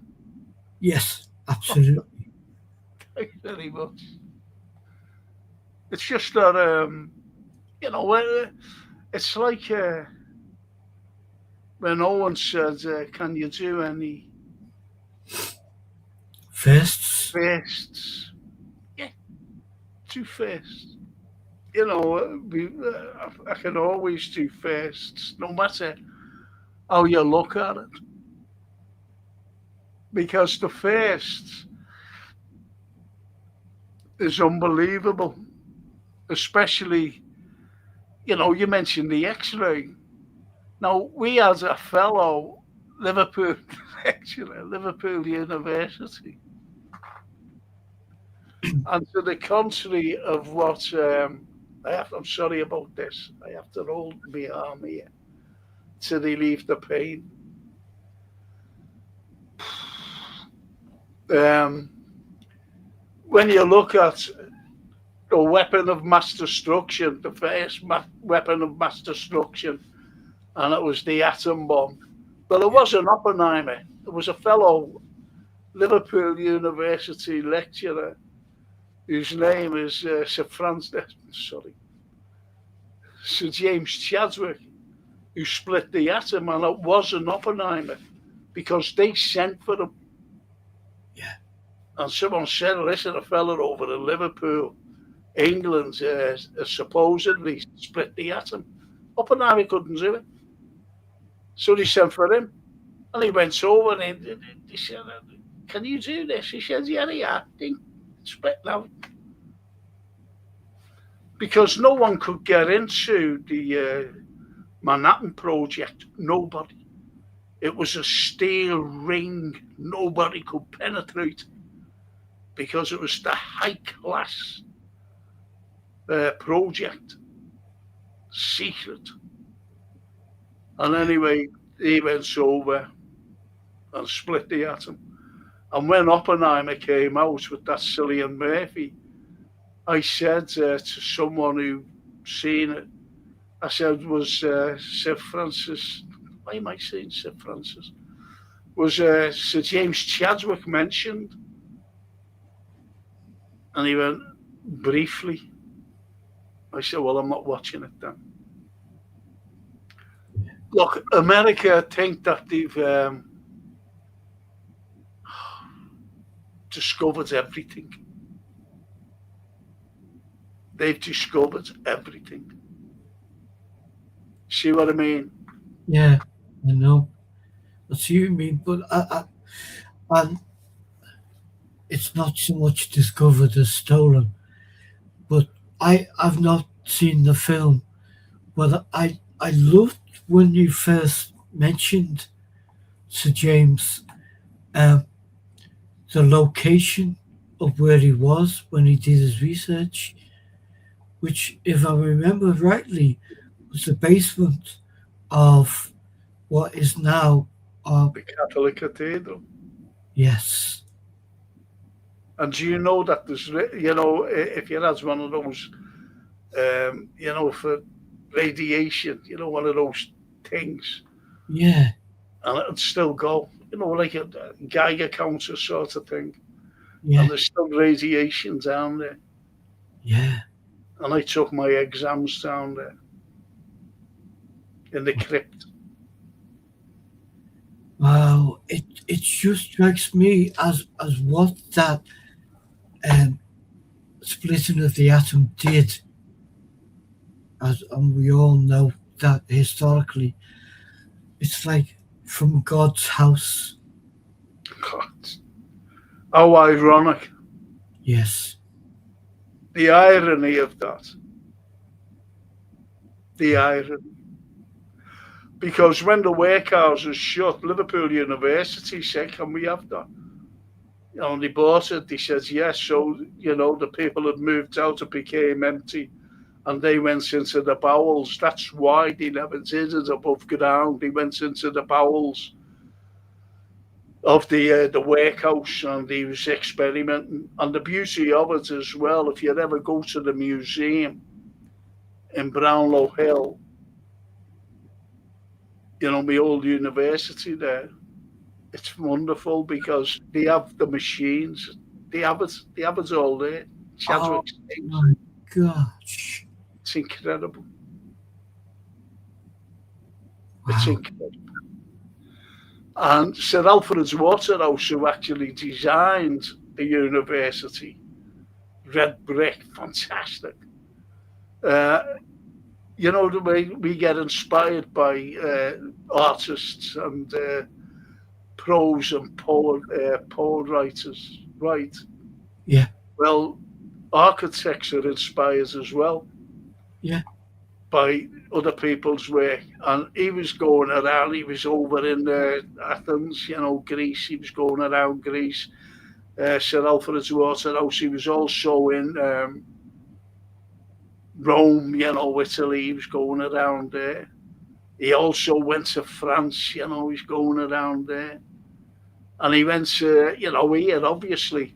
And he went on a day trip, you might as well say. And he ended up in Hampton Court. Okay. And he was looking at the ceiling, and he went, and when he got back, what you see in the Victoria and Albert Museum, which is the Liverpool Uni, old Liverpool Uni, now a museum, is Hampton Court ceiling, where all the stuff is. Wow. Inspiration at its highest level. Oh, We are all inspired by something, can't we? yes. But I can show you something, can't no, I'm not, I won't do it. Won't tell you where it is or anything. And when he was in London, he was looking at this thing, and he said, if I ever get a commission, he said, a big commission, if I'm lucky enough, he said, I'm going to include that. And I show people it, you know, when I've met them, Yeah. and I go, have a look at that. And they all look, and they're looking at it, you know. And I go, does it remind anyone of anything? And they go, yeah, it does. I said, well, you're right. Simply because Sir Alfred's Waterhouse, who designed that building, incorporated that. And they're all in, every one of them are in awe when I tell them what it is, you know, what they're looking at. And they just go, wow, you know, because he was inspired by this particular thing.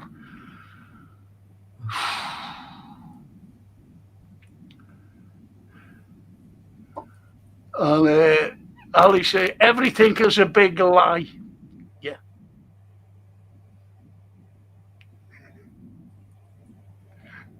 And Johan says, it's in your ear, Frank. America won the Wales War. Say, they won 2 Wales Wars.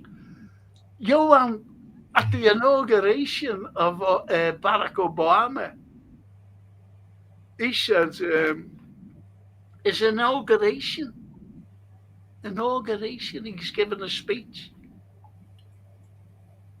And he said, we won the 2 World Wars. I don't know why the Americans keep saying it. Trump said it. Well, scriptwriters need sacking.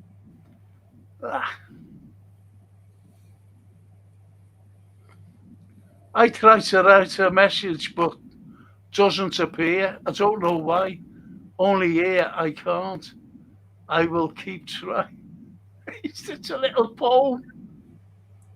It's a little poem. Look. I try to write a message, but doesn't appear.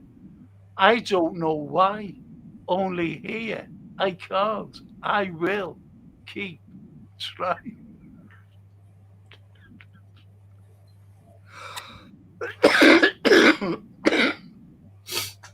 Excuse me. And Bella says, your messages are coming through.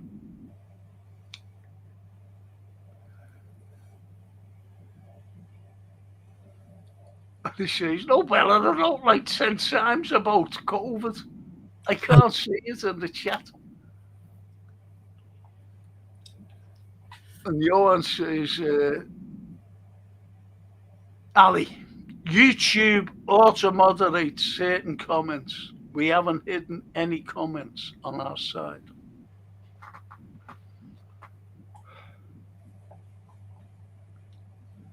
Okay. We're vetted by invisible editors.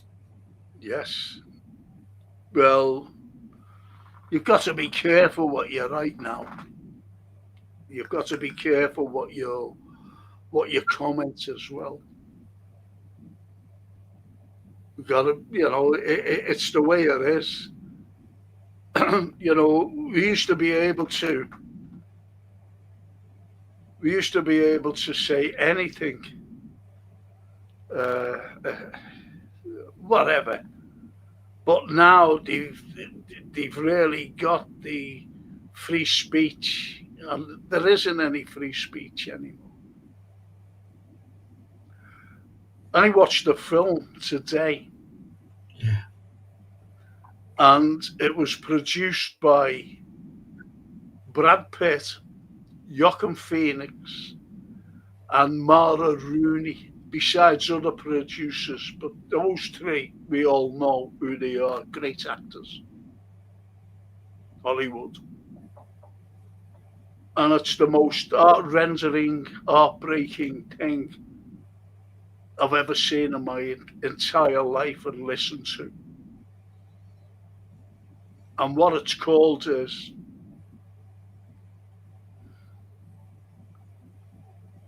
it's about Hind Rajab, and it's her actual voice. But the way they portrayed it is absolutely magnificent. And it's taken from what it's like the Red Cross, these Palestinian Red Cross, and they're talking to her. So everything that was taken, what was actually said on the day, talking to young Hind, is portrayed by actors. It's a documentary sort of, if you know what I mean. But you'll actually hear, oh fucking hell, it's terrible. A little voice just came through to me then, and it's that actual voice, the actual phone call, because it was every phone call is monitored and recorded.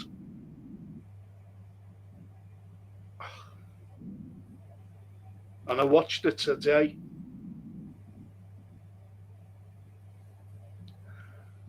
And the people in the car that she was with, she's a 6-year-old child. And she said, this nurse says to her on the phone, to get through to her on the phone, and she says to her, who's with you in the car? And she said, Sarah is sitting next to me. She said, can I speak to Sarah? Can I speak to Sarah? And she says, no, she's asleep.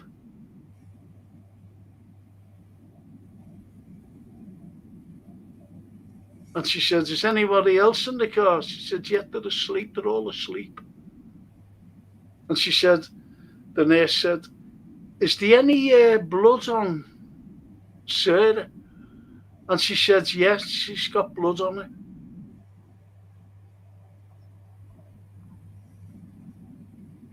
It's harrowing. Now, I always look at credits. And when I seen producers wanting to get this out, and when I seen the likes of Brad Pitt, Joaquin Phoenix, and Mara Rooney, Hollywood's actors, they knew, they said, we'll produce this. This needs to be out. Yeah. Yeah. That's the underlying thing, because it would not have got out, would it?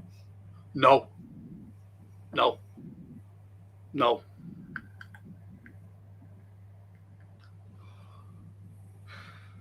If you can stand it, I was telling Francine today, and she said, I couldn't watch anything like that, Dad.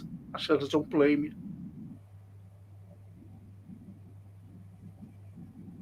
Don't blame you. And that's the way it is. And it's just like our poetry. It's like what I mentioned about William Blake speaking the truth about the underprivileged, the voiceless. The voiceless. Was it Magdalena who said it? Who was it? Or Bella? I don't know who said it. I think it was it Marcella? No? Who said that this particular person became the voice of the voiceless. Yes. Romero Same. was, Yeah.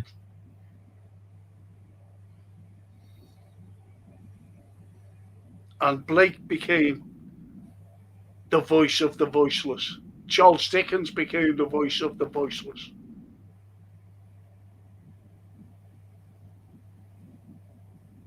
Yeah. You know, you've got to look at these great writers who put words down, who we embrace, whether it's a poem or whether it's prose, because those words mean a lot. This is what they're putting out. It's going against the grain. They could get into trouble, especially the girl writers,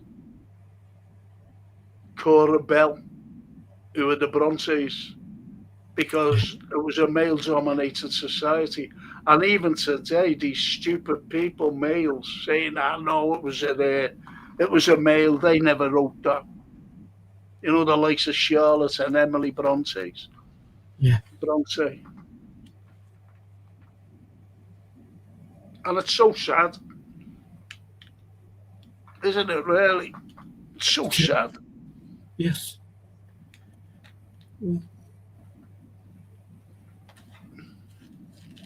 I just love the way. I love this little poem, "Infant Sorrow." It's called. Again, it's William Blake, and these are the songs of experience, because he wrote about innocence, how these little children should be protected by parents, and even the state should be protected. And it's all innocence. These are children who are innocent children, like little Hind, Yes. who ended up with 335 bullets in her little body, shot to pieces.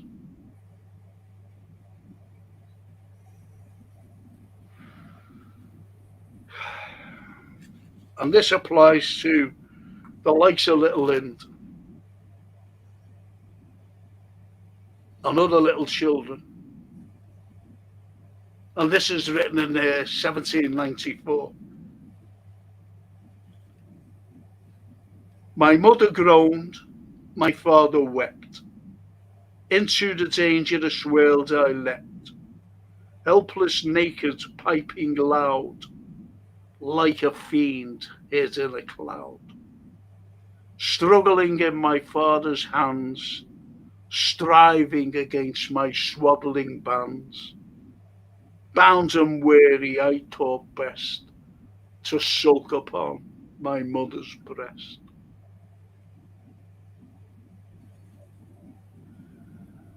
Because the first two lines, again, how many poems,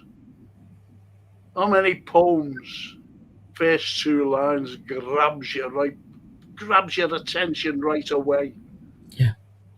You know, Wilfred Owen, what passing bells for these who die as cattle, the first two lines.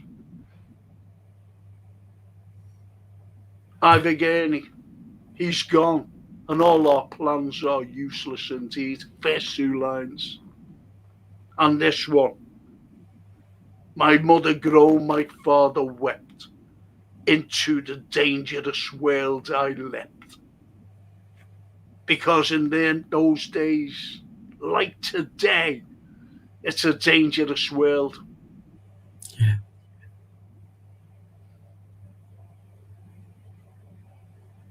I mentioned about Trump.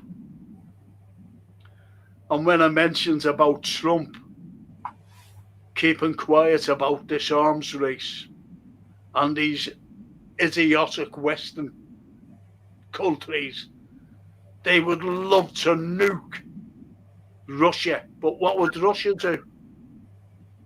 Russia just go, all right, when a nuke us, bang, yeah, I'd have that lot then. and we'll be wiped out. Yeah. The world will go white. It'll just go into a fireball and then just go white into nothingness. Yeah. No living thing. Yeah. Humanity wiped out.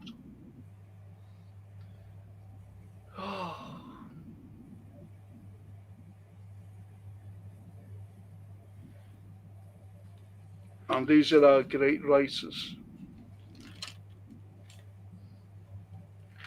Do you know what? Going back to Shakespeare time. Yeah. One of my favourite plays, from the contemporaries of Shakespeare, and it was a fellow by the name of Cyril Tourneur, and he wrote something called, it's brilliant, A Revenger's Tragedy. Yeah. Absolutely amazing. An amazing poem. Play. And when you look at Shakespeare, which we'll be doing next week, we're looking at his characters. If anyone will join us, care to join us. And when you look at some of the characters of these great writers, they're incredible. Absolutely amazing. Yeah. He too was an observationist, wasn't he? As Dickens later, Shakespeare. Wow. Yeah. Yeah. Yeah. Look, anyone like Bella, writing little poems. She's just making it up there and then. Making it up there and then. Putting words together in poetic form. Into rhyming. My poetry, what I've written, I just try to do it blank verse, without rhyming. But if I'm writing a sonnet, I always ends with a rhyming couplet. A rhyming couplet.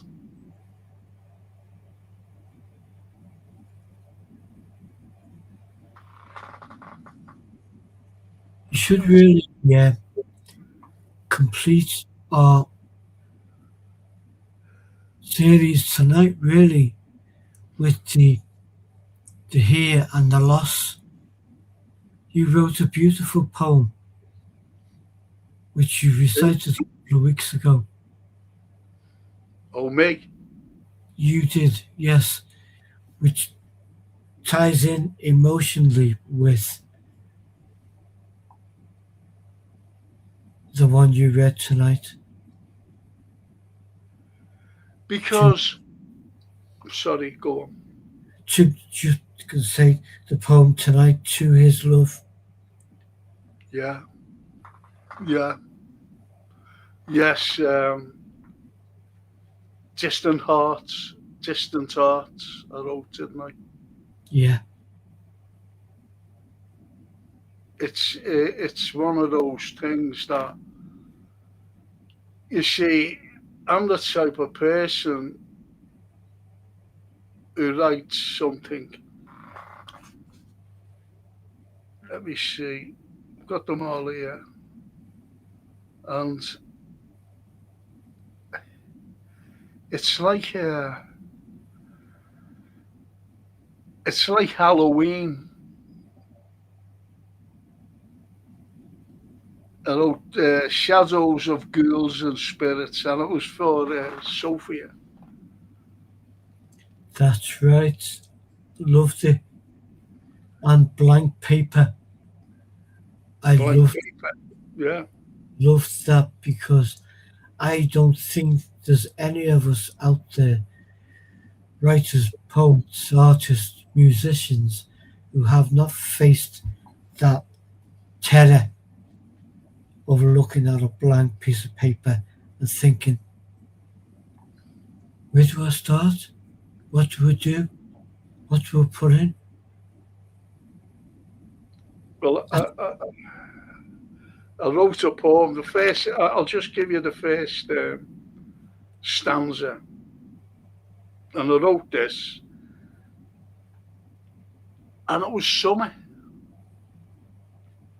It was summer. And I was just sitting there.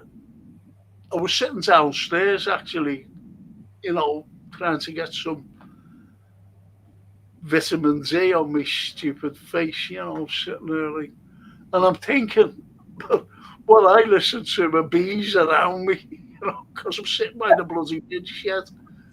And there's what I wrote when I came back up, and I wrote this, only the first stanza, all right, because there's quite a lot. And it says, yeah, I'll tell you when it was written. I've got the date there. The 14th of August. So we're in August when it's nice, isn't it? yeah, And I remember the heat and it was great, just sitting down there. Right. So it was written then, 2023, by the way. And it's summer breeze wafting over wildflowers, the busy buzzing bees waxing lyrical, and distant grazing bleating sheep dancing to nature's music of the countryside. So that all came to me yeah, while I was just sitting down listening to, yeah, but there was bees buzzing around me. yeah, And it just came to me. And I yeah. thought, about the sheep.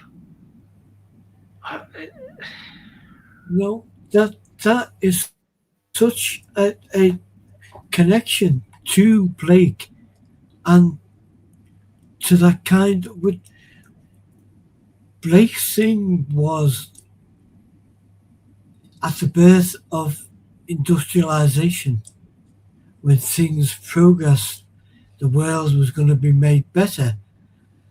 His fear was that we were going to lose what we had, which is what you described there in those few lines. Exactly. And do you know what else it's about? It's about a path. How many times have we spoken about paths being taken?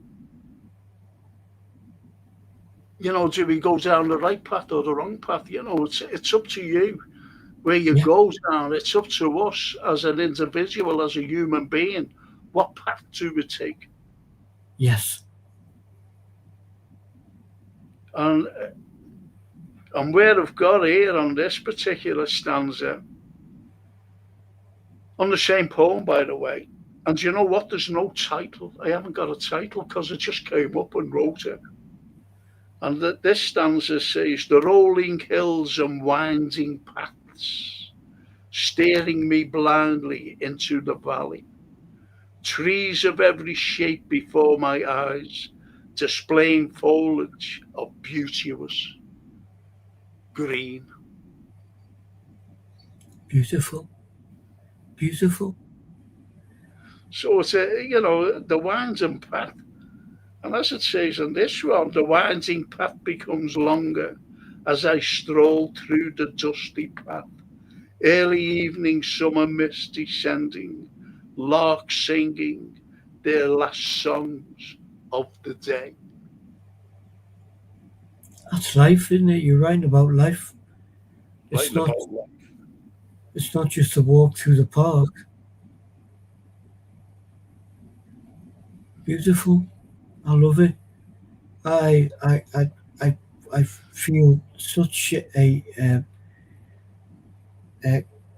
connection with everything that our greats loved and wrote about, from Blake to Leonardo.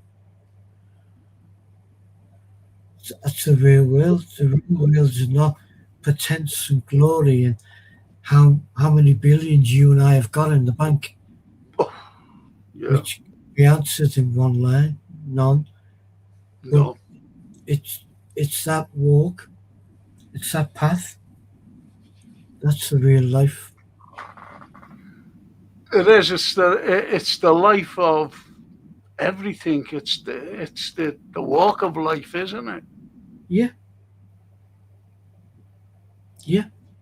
Well, there you go. There's your title. The walk of life, Yeah, the path of life.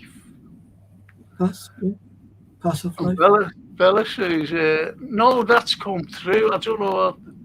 Oh, yeah, they're talking about the what Ali's saying. Yeah, yeah. About the comments being, and he says, "I know, Johan. We live in a communism regime. We live in a communism regime, and if a new COVID will start, don't take the vaccine. A thing for sure, guys. A lie will never be censored. No, it won't." And Johan says 335 times they shot their car, the synagogue of Satan. Yes. Little hint, Johan, don't watch that film, mate. It's heartbreaking. It's horrible. I thought I'd just watch it for the sake of watching it. But when you hear that child's voice, oh, sickening. And Owen says, to find out who controls us, look at the people you're not allowed to criticise. Of course, Owen, There you go. nail on the head. And Bella, in a Liverpool room, he fights the sting of pain, bringing Shakespeare's verses to life again. Through the ache, the great ancestors rise as centuries of truth reflect within his eyes. That is absolutely beautiful, Bella. Absolutely Ah, beautiful. That jeez. be in on the titles. We'll have to have a word with Jason. Yeah. Yeah, he's going to compile them all, isn't he? Yeah, yeah, Jason and Uh, you. I think. that's prophetic, that, as well, to be honest. As centuries of truth reflect within his eyes. Yeah, and you too. Yeah, the passion. This is what we do, Bella, as you know. Yeah, When we do the history, we just tell the truth anyway, because historically, it's like what Owen said. Can you tell us the firsts? Yes. It'll surprise you what the firsts are as well. I'll give you one little hint. I'll give you one little hint, Owen. During, you know, against criminals, against criminals, and to catch them rather quickly when the cars came about, it was the Liverpool police who first put radios in to contact. Say, like, you're going down some particular road and they get hold of you and saying, well, the criminals are speeding down certain roads. Are you there? Yeah, we're here. Go after them. So it's the communication by radio we brought out. Also, the police back in the day wore hobnail boots. And if any burglars were about, he was burgling places. Could be your home, could be a shop, could be anything. There's always hear a policeman on the pavement walking. especially the dead of night when there was no one about, but they always heard a policeman because of his hobnail boots. So our police, we put rubber soles on, so you couldn't hear them. So it's things like that. You might think that they're trivial, but they're not. No. You know, you go from the very first dock system in the entire world. You go from the very first tunnel here in Liverpool that went underwater. Do you know where that tunnel was, Anthony? That went underwater, first of its kind.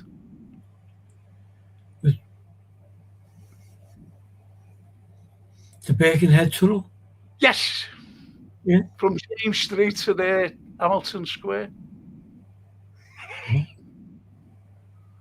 And Hamilton is, the fella.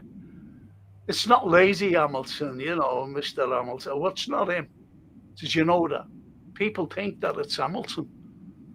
Yeah. That Lady Emma was married to. It's not. It's a fella who designs, like the town hall and things like that. Yeah.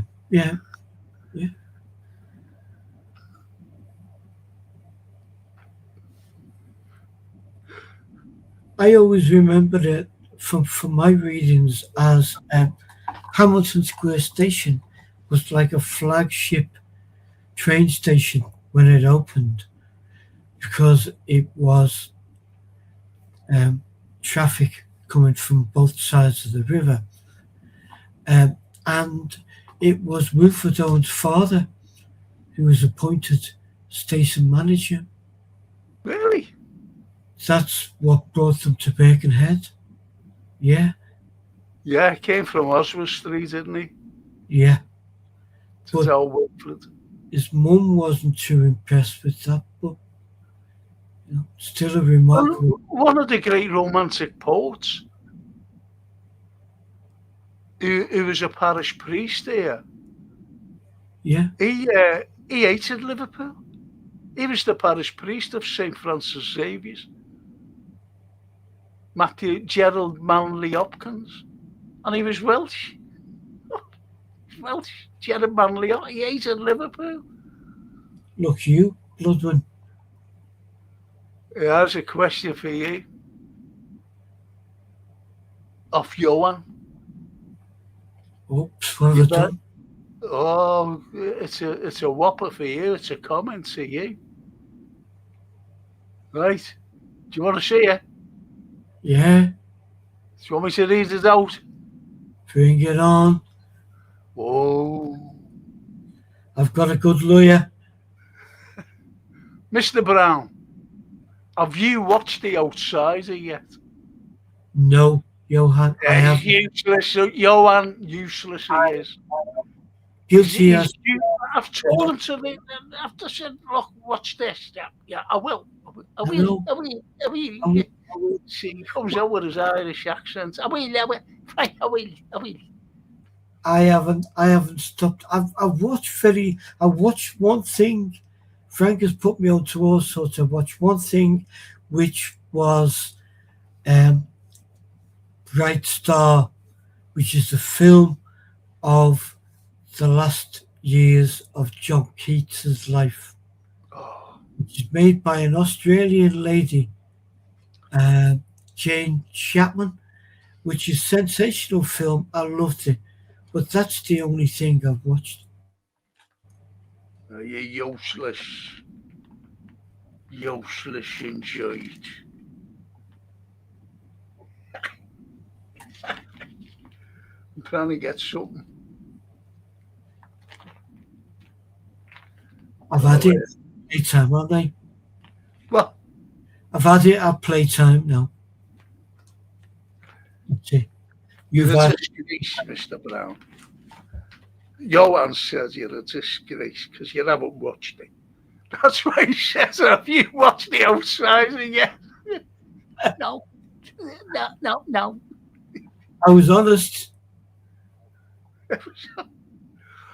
I'm going to read that wonderful quote by Mr. Keats. Go. 24 years of age, and it's the intensity of love. And it's to his lovely girlfriend, who he misses her so desperately, and she misses him so desperately. And he's in Rome trying to recuperate from tuberculosis. And this is his final letter to her.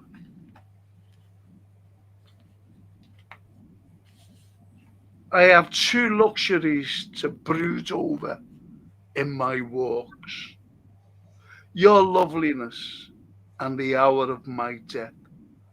Oh, that I could have possession of them both in the same minute.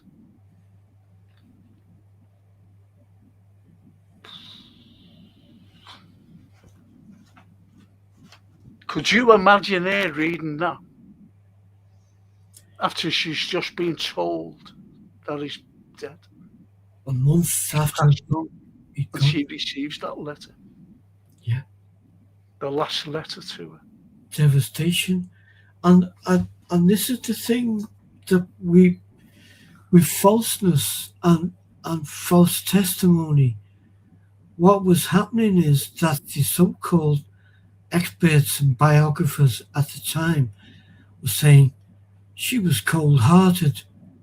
No, there's none of her letters to him, so she mustn't have written to him. She wrote to him daily, Every day. every day, but he couldn't read them because he was broken-hearted. Because at a point he knew he was going. He knew his death was imminent because he'd nursed his brother through it. He'd nursed his mother through it. He knew he was going, and he couldn't. Well, How? he knows about his brother, didn't he? And Ode to a Nightingale. Yes. Cerebral palsy. Yeah. Yeah. And so she got a bad name, which totally Undeserved. Yeah. And then it was only in kind of modern times, I think the 40s or the 50s, that the academics pieced it all together properly and said, no, she was besotted. The harder one thing was she kept every single thing that he wrote, every scrap of paper, and she kept them in a special box in her drawer. And when she died, because 3 or 4 years after he died, she married, but she never forgot him, and she kept everything. But when she died, her children stole the letters.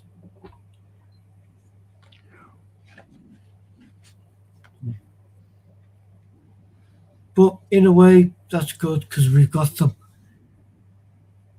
There you go. King of the gaff. Brilliant. That's where we kind of first connected. This is my. It's a postcard, actually.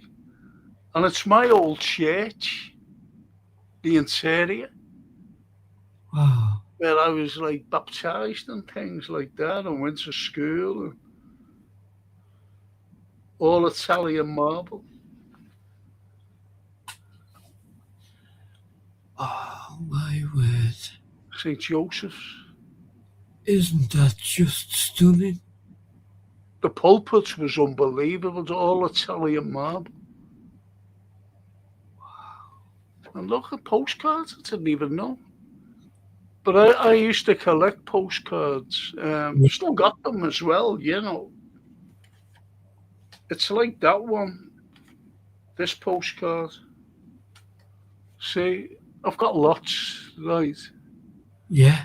And this one is of the cathedral that wasn't built by Sir Edmund Lutyens. But looks amazing. It looks like it I'll was. show you them when you come. When you finally come, I'll show you there. I'll show you my collection. Surprise you. When we're having scrambled eggs. Remember, oh yeah, scrambled eggs. Make the best scrambled eggs, honestly. Because we were chatting, weren't we? And you said, I miss scrambled eggs, because, and I said, I make the best. Yeah. And I say, honestly,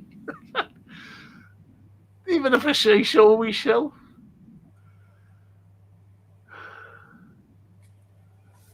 And Janet says, you're still on?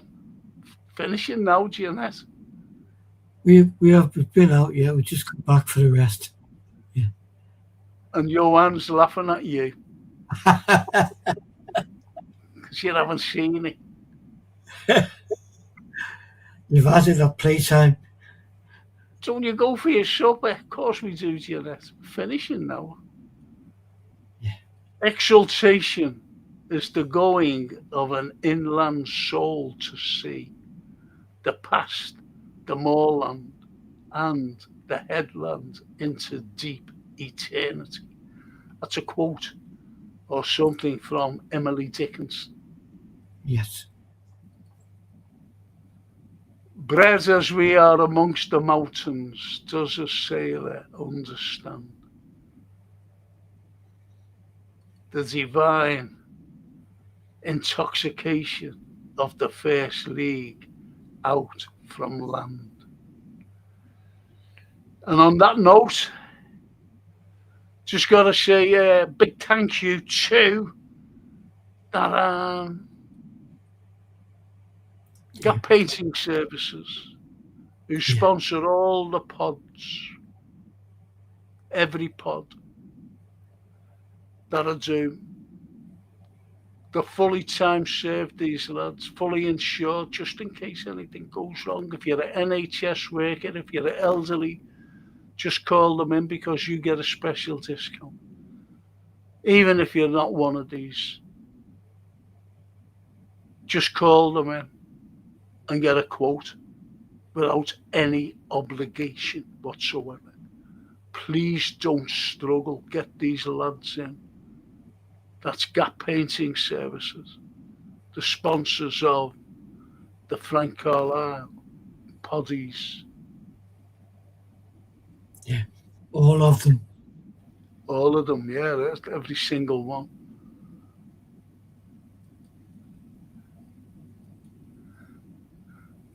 And Johan says, jackets, potatoes on the menu. Do you know what? That's because Liverpool signs a fella named Jacquet. Jacket potatoes, Jacquet potatoes.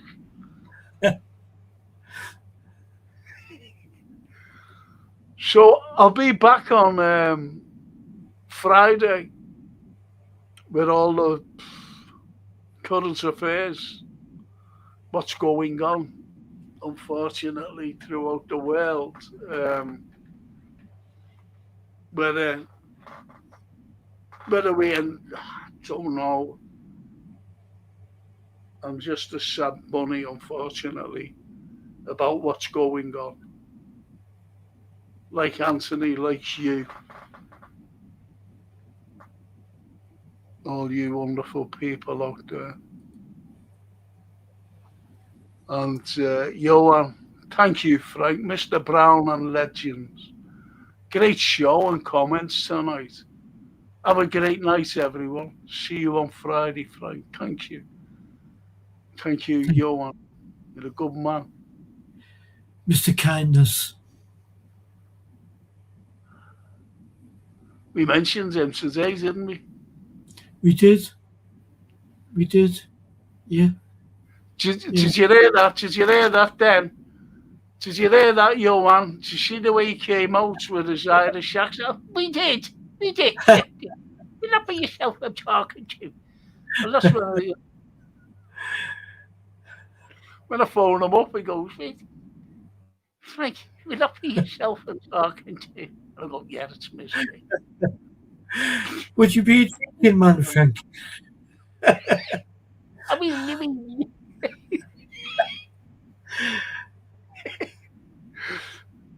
and thank you, Frank, Anthony, and Chef for another great show. Good night and God bless. Oh, good night. Thank you, Owen, for being with us. Thank you. Good night, Owen. Good night, Frank and all, says Jeanette. Good night, Jeanette. Thank you for Thank joining you. us for the last 10 minutes. And Johan's laughing his head off you again.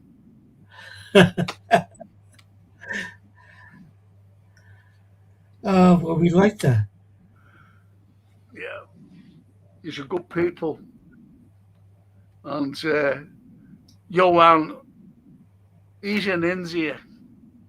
Dead warm, right? Yeah. We've got Dennis the Paparak.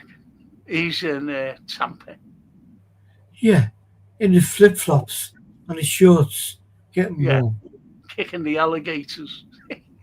And then you've got us and Paulie and all the others who are suffering all different levels of cold and flu and influenza. Because we're in Britain's finest.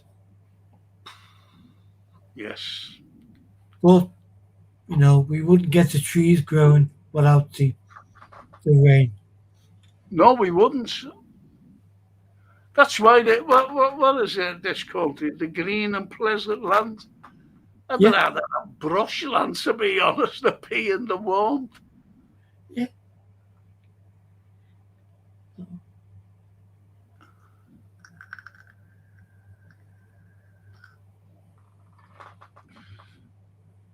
And Jeanette says, I'm just down the road.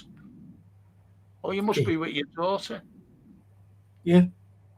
Must be with her daughter, because she's here in Liverpool.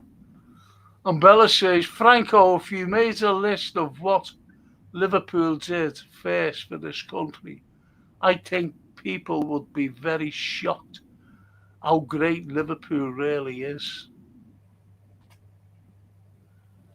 I know you've done it before and you've done it on DVD, but maybe we do need to pull in one of our nights, whether it be a Monday or a Wednesday or an extra night, just to say this is about Liverpool firsts. Absolutely. You know, there's a few things there that are mentioned, but there are a lot more as well. And we'll try and get some. The very first school of tropical medicine. Yeah. The very first in the world. In the world. We set the precedent for every railway station at Lime Street. Yeah. And it's what you call Romanesque. The big arches. Yeah. London loved that. Whoa, built them, you know. So they only copied us.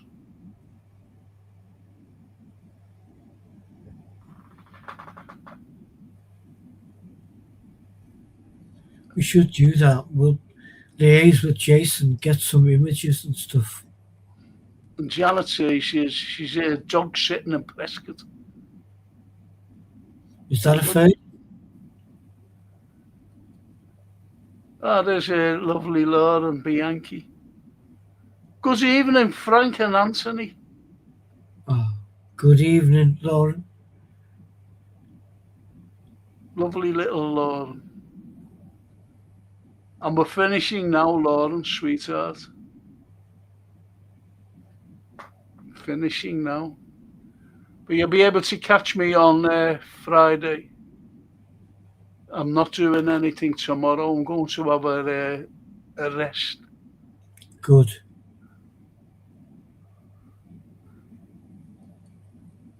Johan.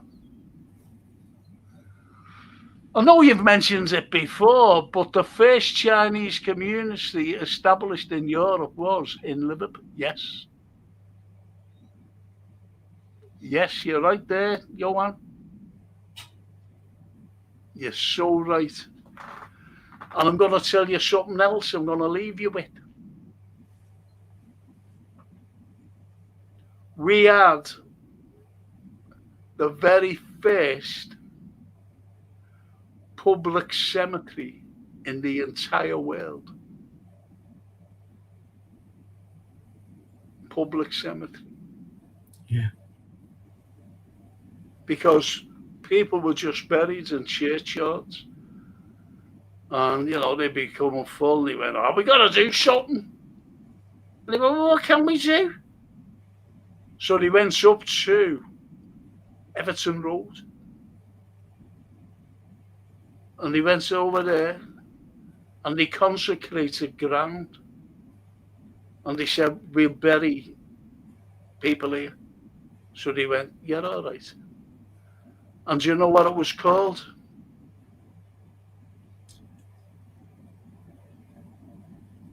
I think I do, but I'll let you. You're the man. It was called the necropolis. And the necropolis is a Greek word for city of the dead. Yeah. Yeah. And it's like the cenotaph. The cenotaph Greek as well. It's unbelievable. So many Greek words. Yeah. The Adelphi, for example. We've got the Cafe Nero. And it was called, before it was the Cafe Nero, it was a bank. And it was called, it's in Castle Street, still there today. It's got these, as you know, bronze doors. Whoa, if anyone could take them off, they're worth a fortune. What's you going to say? Sensational building. Oh, it is a sensational building. And it was a bank, and it was called the Adelphi. Another Greek word meaning brothers. I'd love to show our chatters around, Just say, come on. Because you might think that my favourite of all, I'm not telling you what it is, my piece of history is unbelievable. And I say, look at that. And when I tell them what, and they go, oh, really? I go, yes.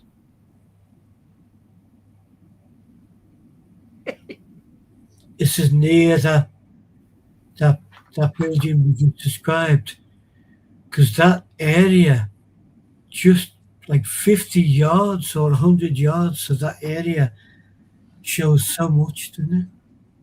That street.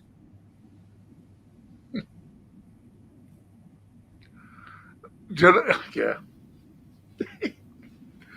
The picture that shows you said, I'm not there now, and you went, I don't know, what is it? And when he explains, it's incredible, isn't it, Anthony? Yes. And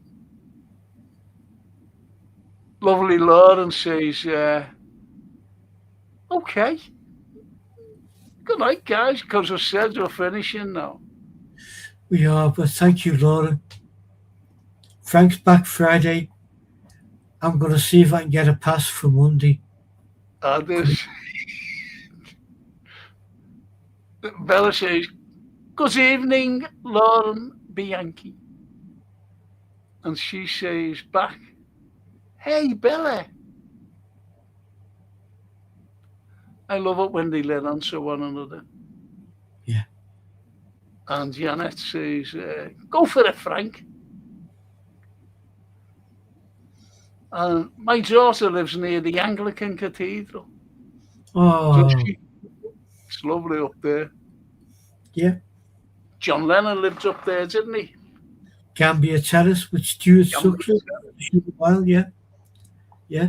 As did Freddie Mercury at one point, but he was just... Yeah. Yeah. I went to the stadium. Yeah. We had the very first boxing stadium in the country. the very first purpose-built boxing stadium, which was legendary. And which is legendary. Yeah, what did you do with it? as usual, pulled it down. I went to see Hawkwind and Mother Hoople. And, I brought them my girlfriend. Brought my girlfriend. And she was made up. And anyway, we sat there, and when we came out, she said, that's great. And those, there was two bands, warm-ups, supporting bands on. I said, they were brilliant, weren't they? She said, yeah. She's passed on since, that girl I took. Yeah. Passed on. Anyway, and I was talking I was on the radio with Tony Snell, and all of a sudden something came up about the boxing stadium, and I said, yeah, it was the first built in the whole of the country, purpose built. I said, I'll tell you another thing as well. I seen Mother Hoople and Hawkwind on there. I went to see them. And this fella sent us an email through and said, Frank, I was there. And one of the supporting acts, as you mentioned, was Queen. So I seen Queen, and I didn't realise I was looking at Queen. Yeah, I did say to Pauline, the girl, I said, Queen. The supporting acts, I'm sorry, not Queen. I said the supporting acts were great, and she agreed. She said they were great. I don't know who the other act was, though, the other band. There was a lot of brilliant bands used to play. I never got there, but my two bandmates went a lot. My two favourite Irish bands when I was a youngster were Rory Gallagher and his bands and Thin Lizzy, and both of them played at the stadium. Rory Gallagher used to request that the tour, when he came to Liverpool, that's where he played. Do you know, living with my grandmother, right? It's fucking pain. Living with my grandmother, I used to go, well, I'm off to Dublin in the green. She used to look at me. What have you been on, Francis?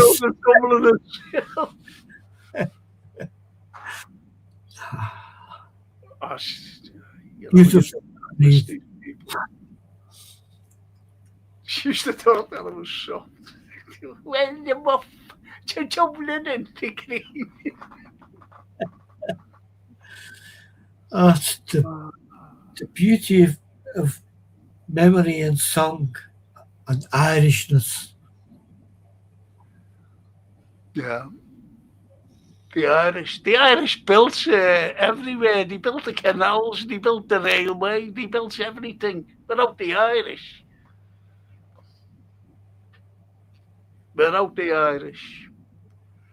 And on that wonderful note, Mr.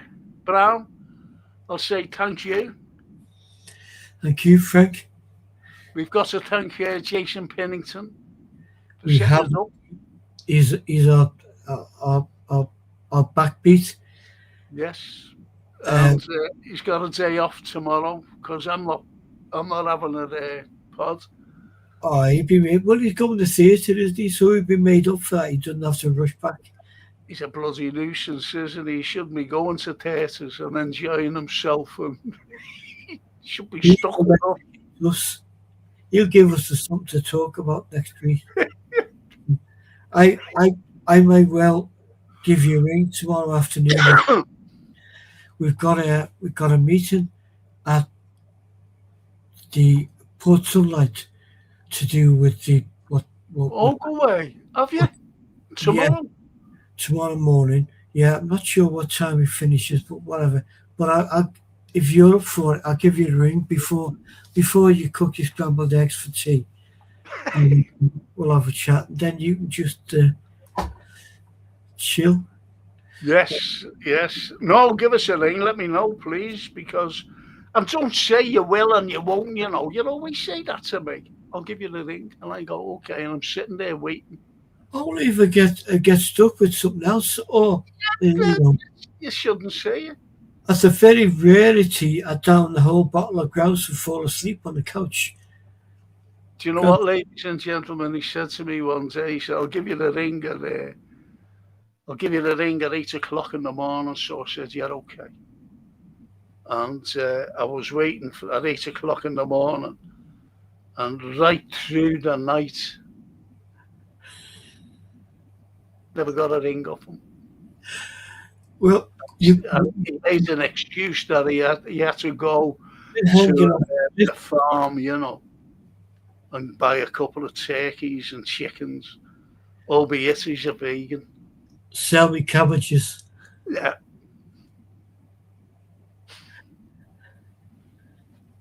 And on Well, that wonderful note, our beautiful chatters for being yeah, with us and inspiring the conversations. and they're the most important, am I right? Absolutely bang on. Because Yeah, without them, there'd be not only nothing, me, no show. We would no be show on whatsoever. a park bench waiting for Jason to come back with the chips. Yes. And Jeanette says, "Good night, boys. Thank you, Jeanette. Yes, thank you. We'll see you all. I'll see some of you on Friday. I'll see some of you on Saturday morning. I'll be doing a watch along at the weekend. And I'm just going to say thank you so much, my dear friends Anthony and the wonderful people. And thank you, everybody. Thanks for joining Anthony and myself and keeping us company with your wonderful comments. Thank you so much. Bye Thank bye you. now. Bye. Good.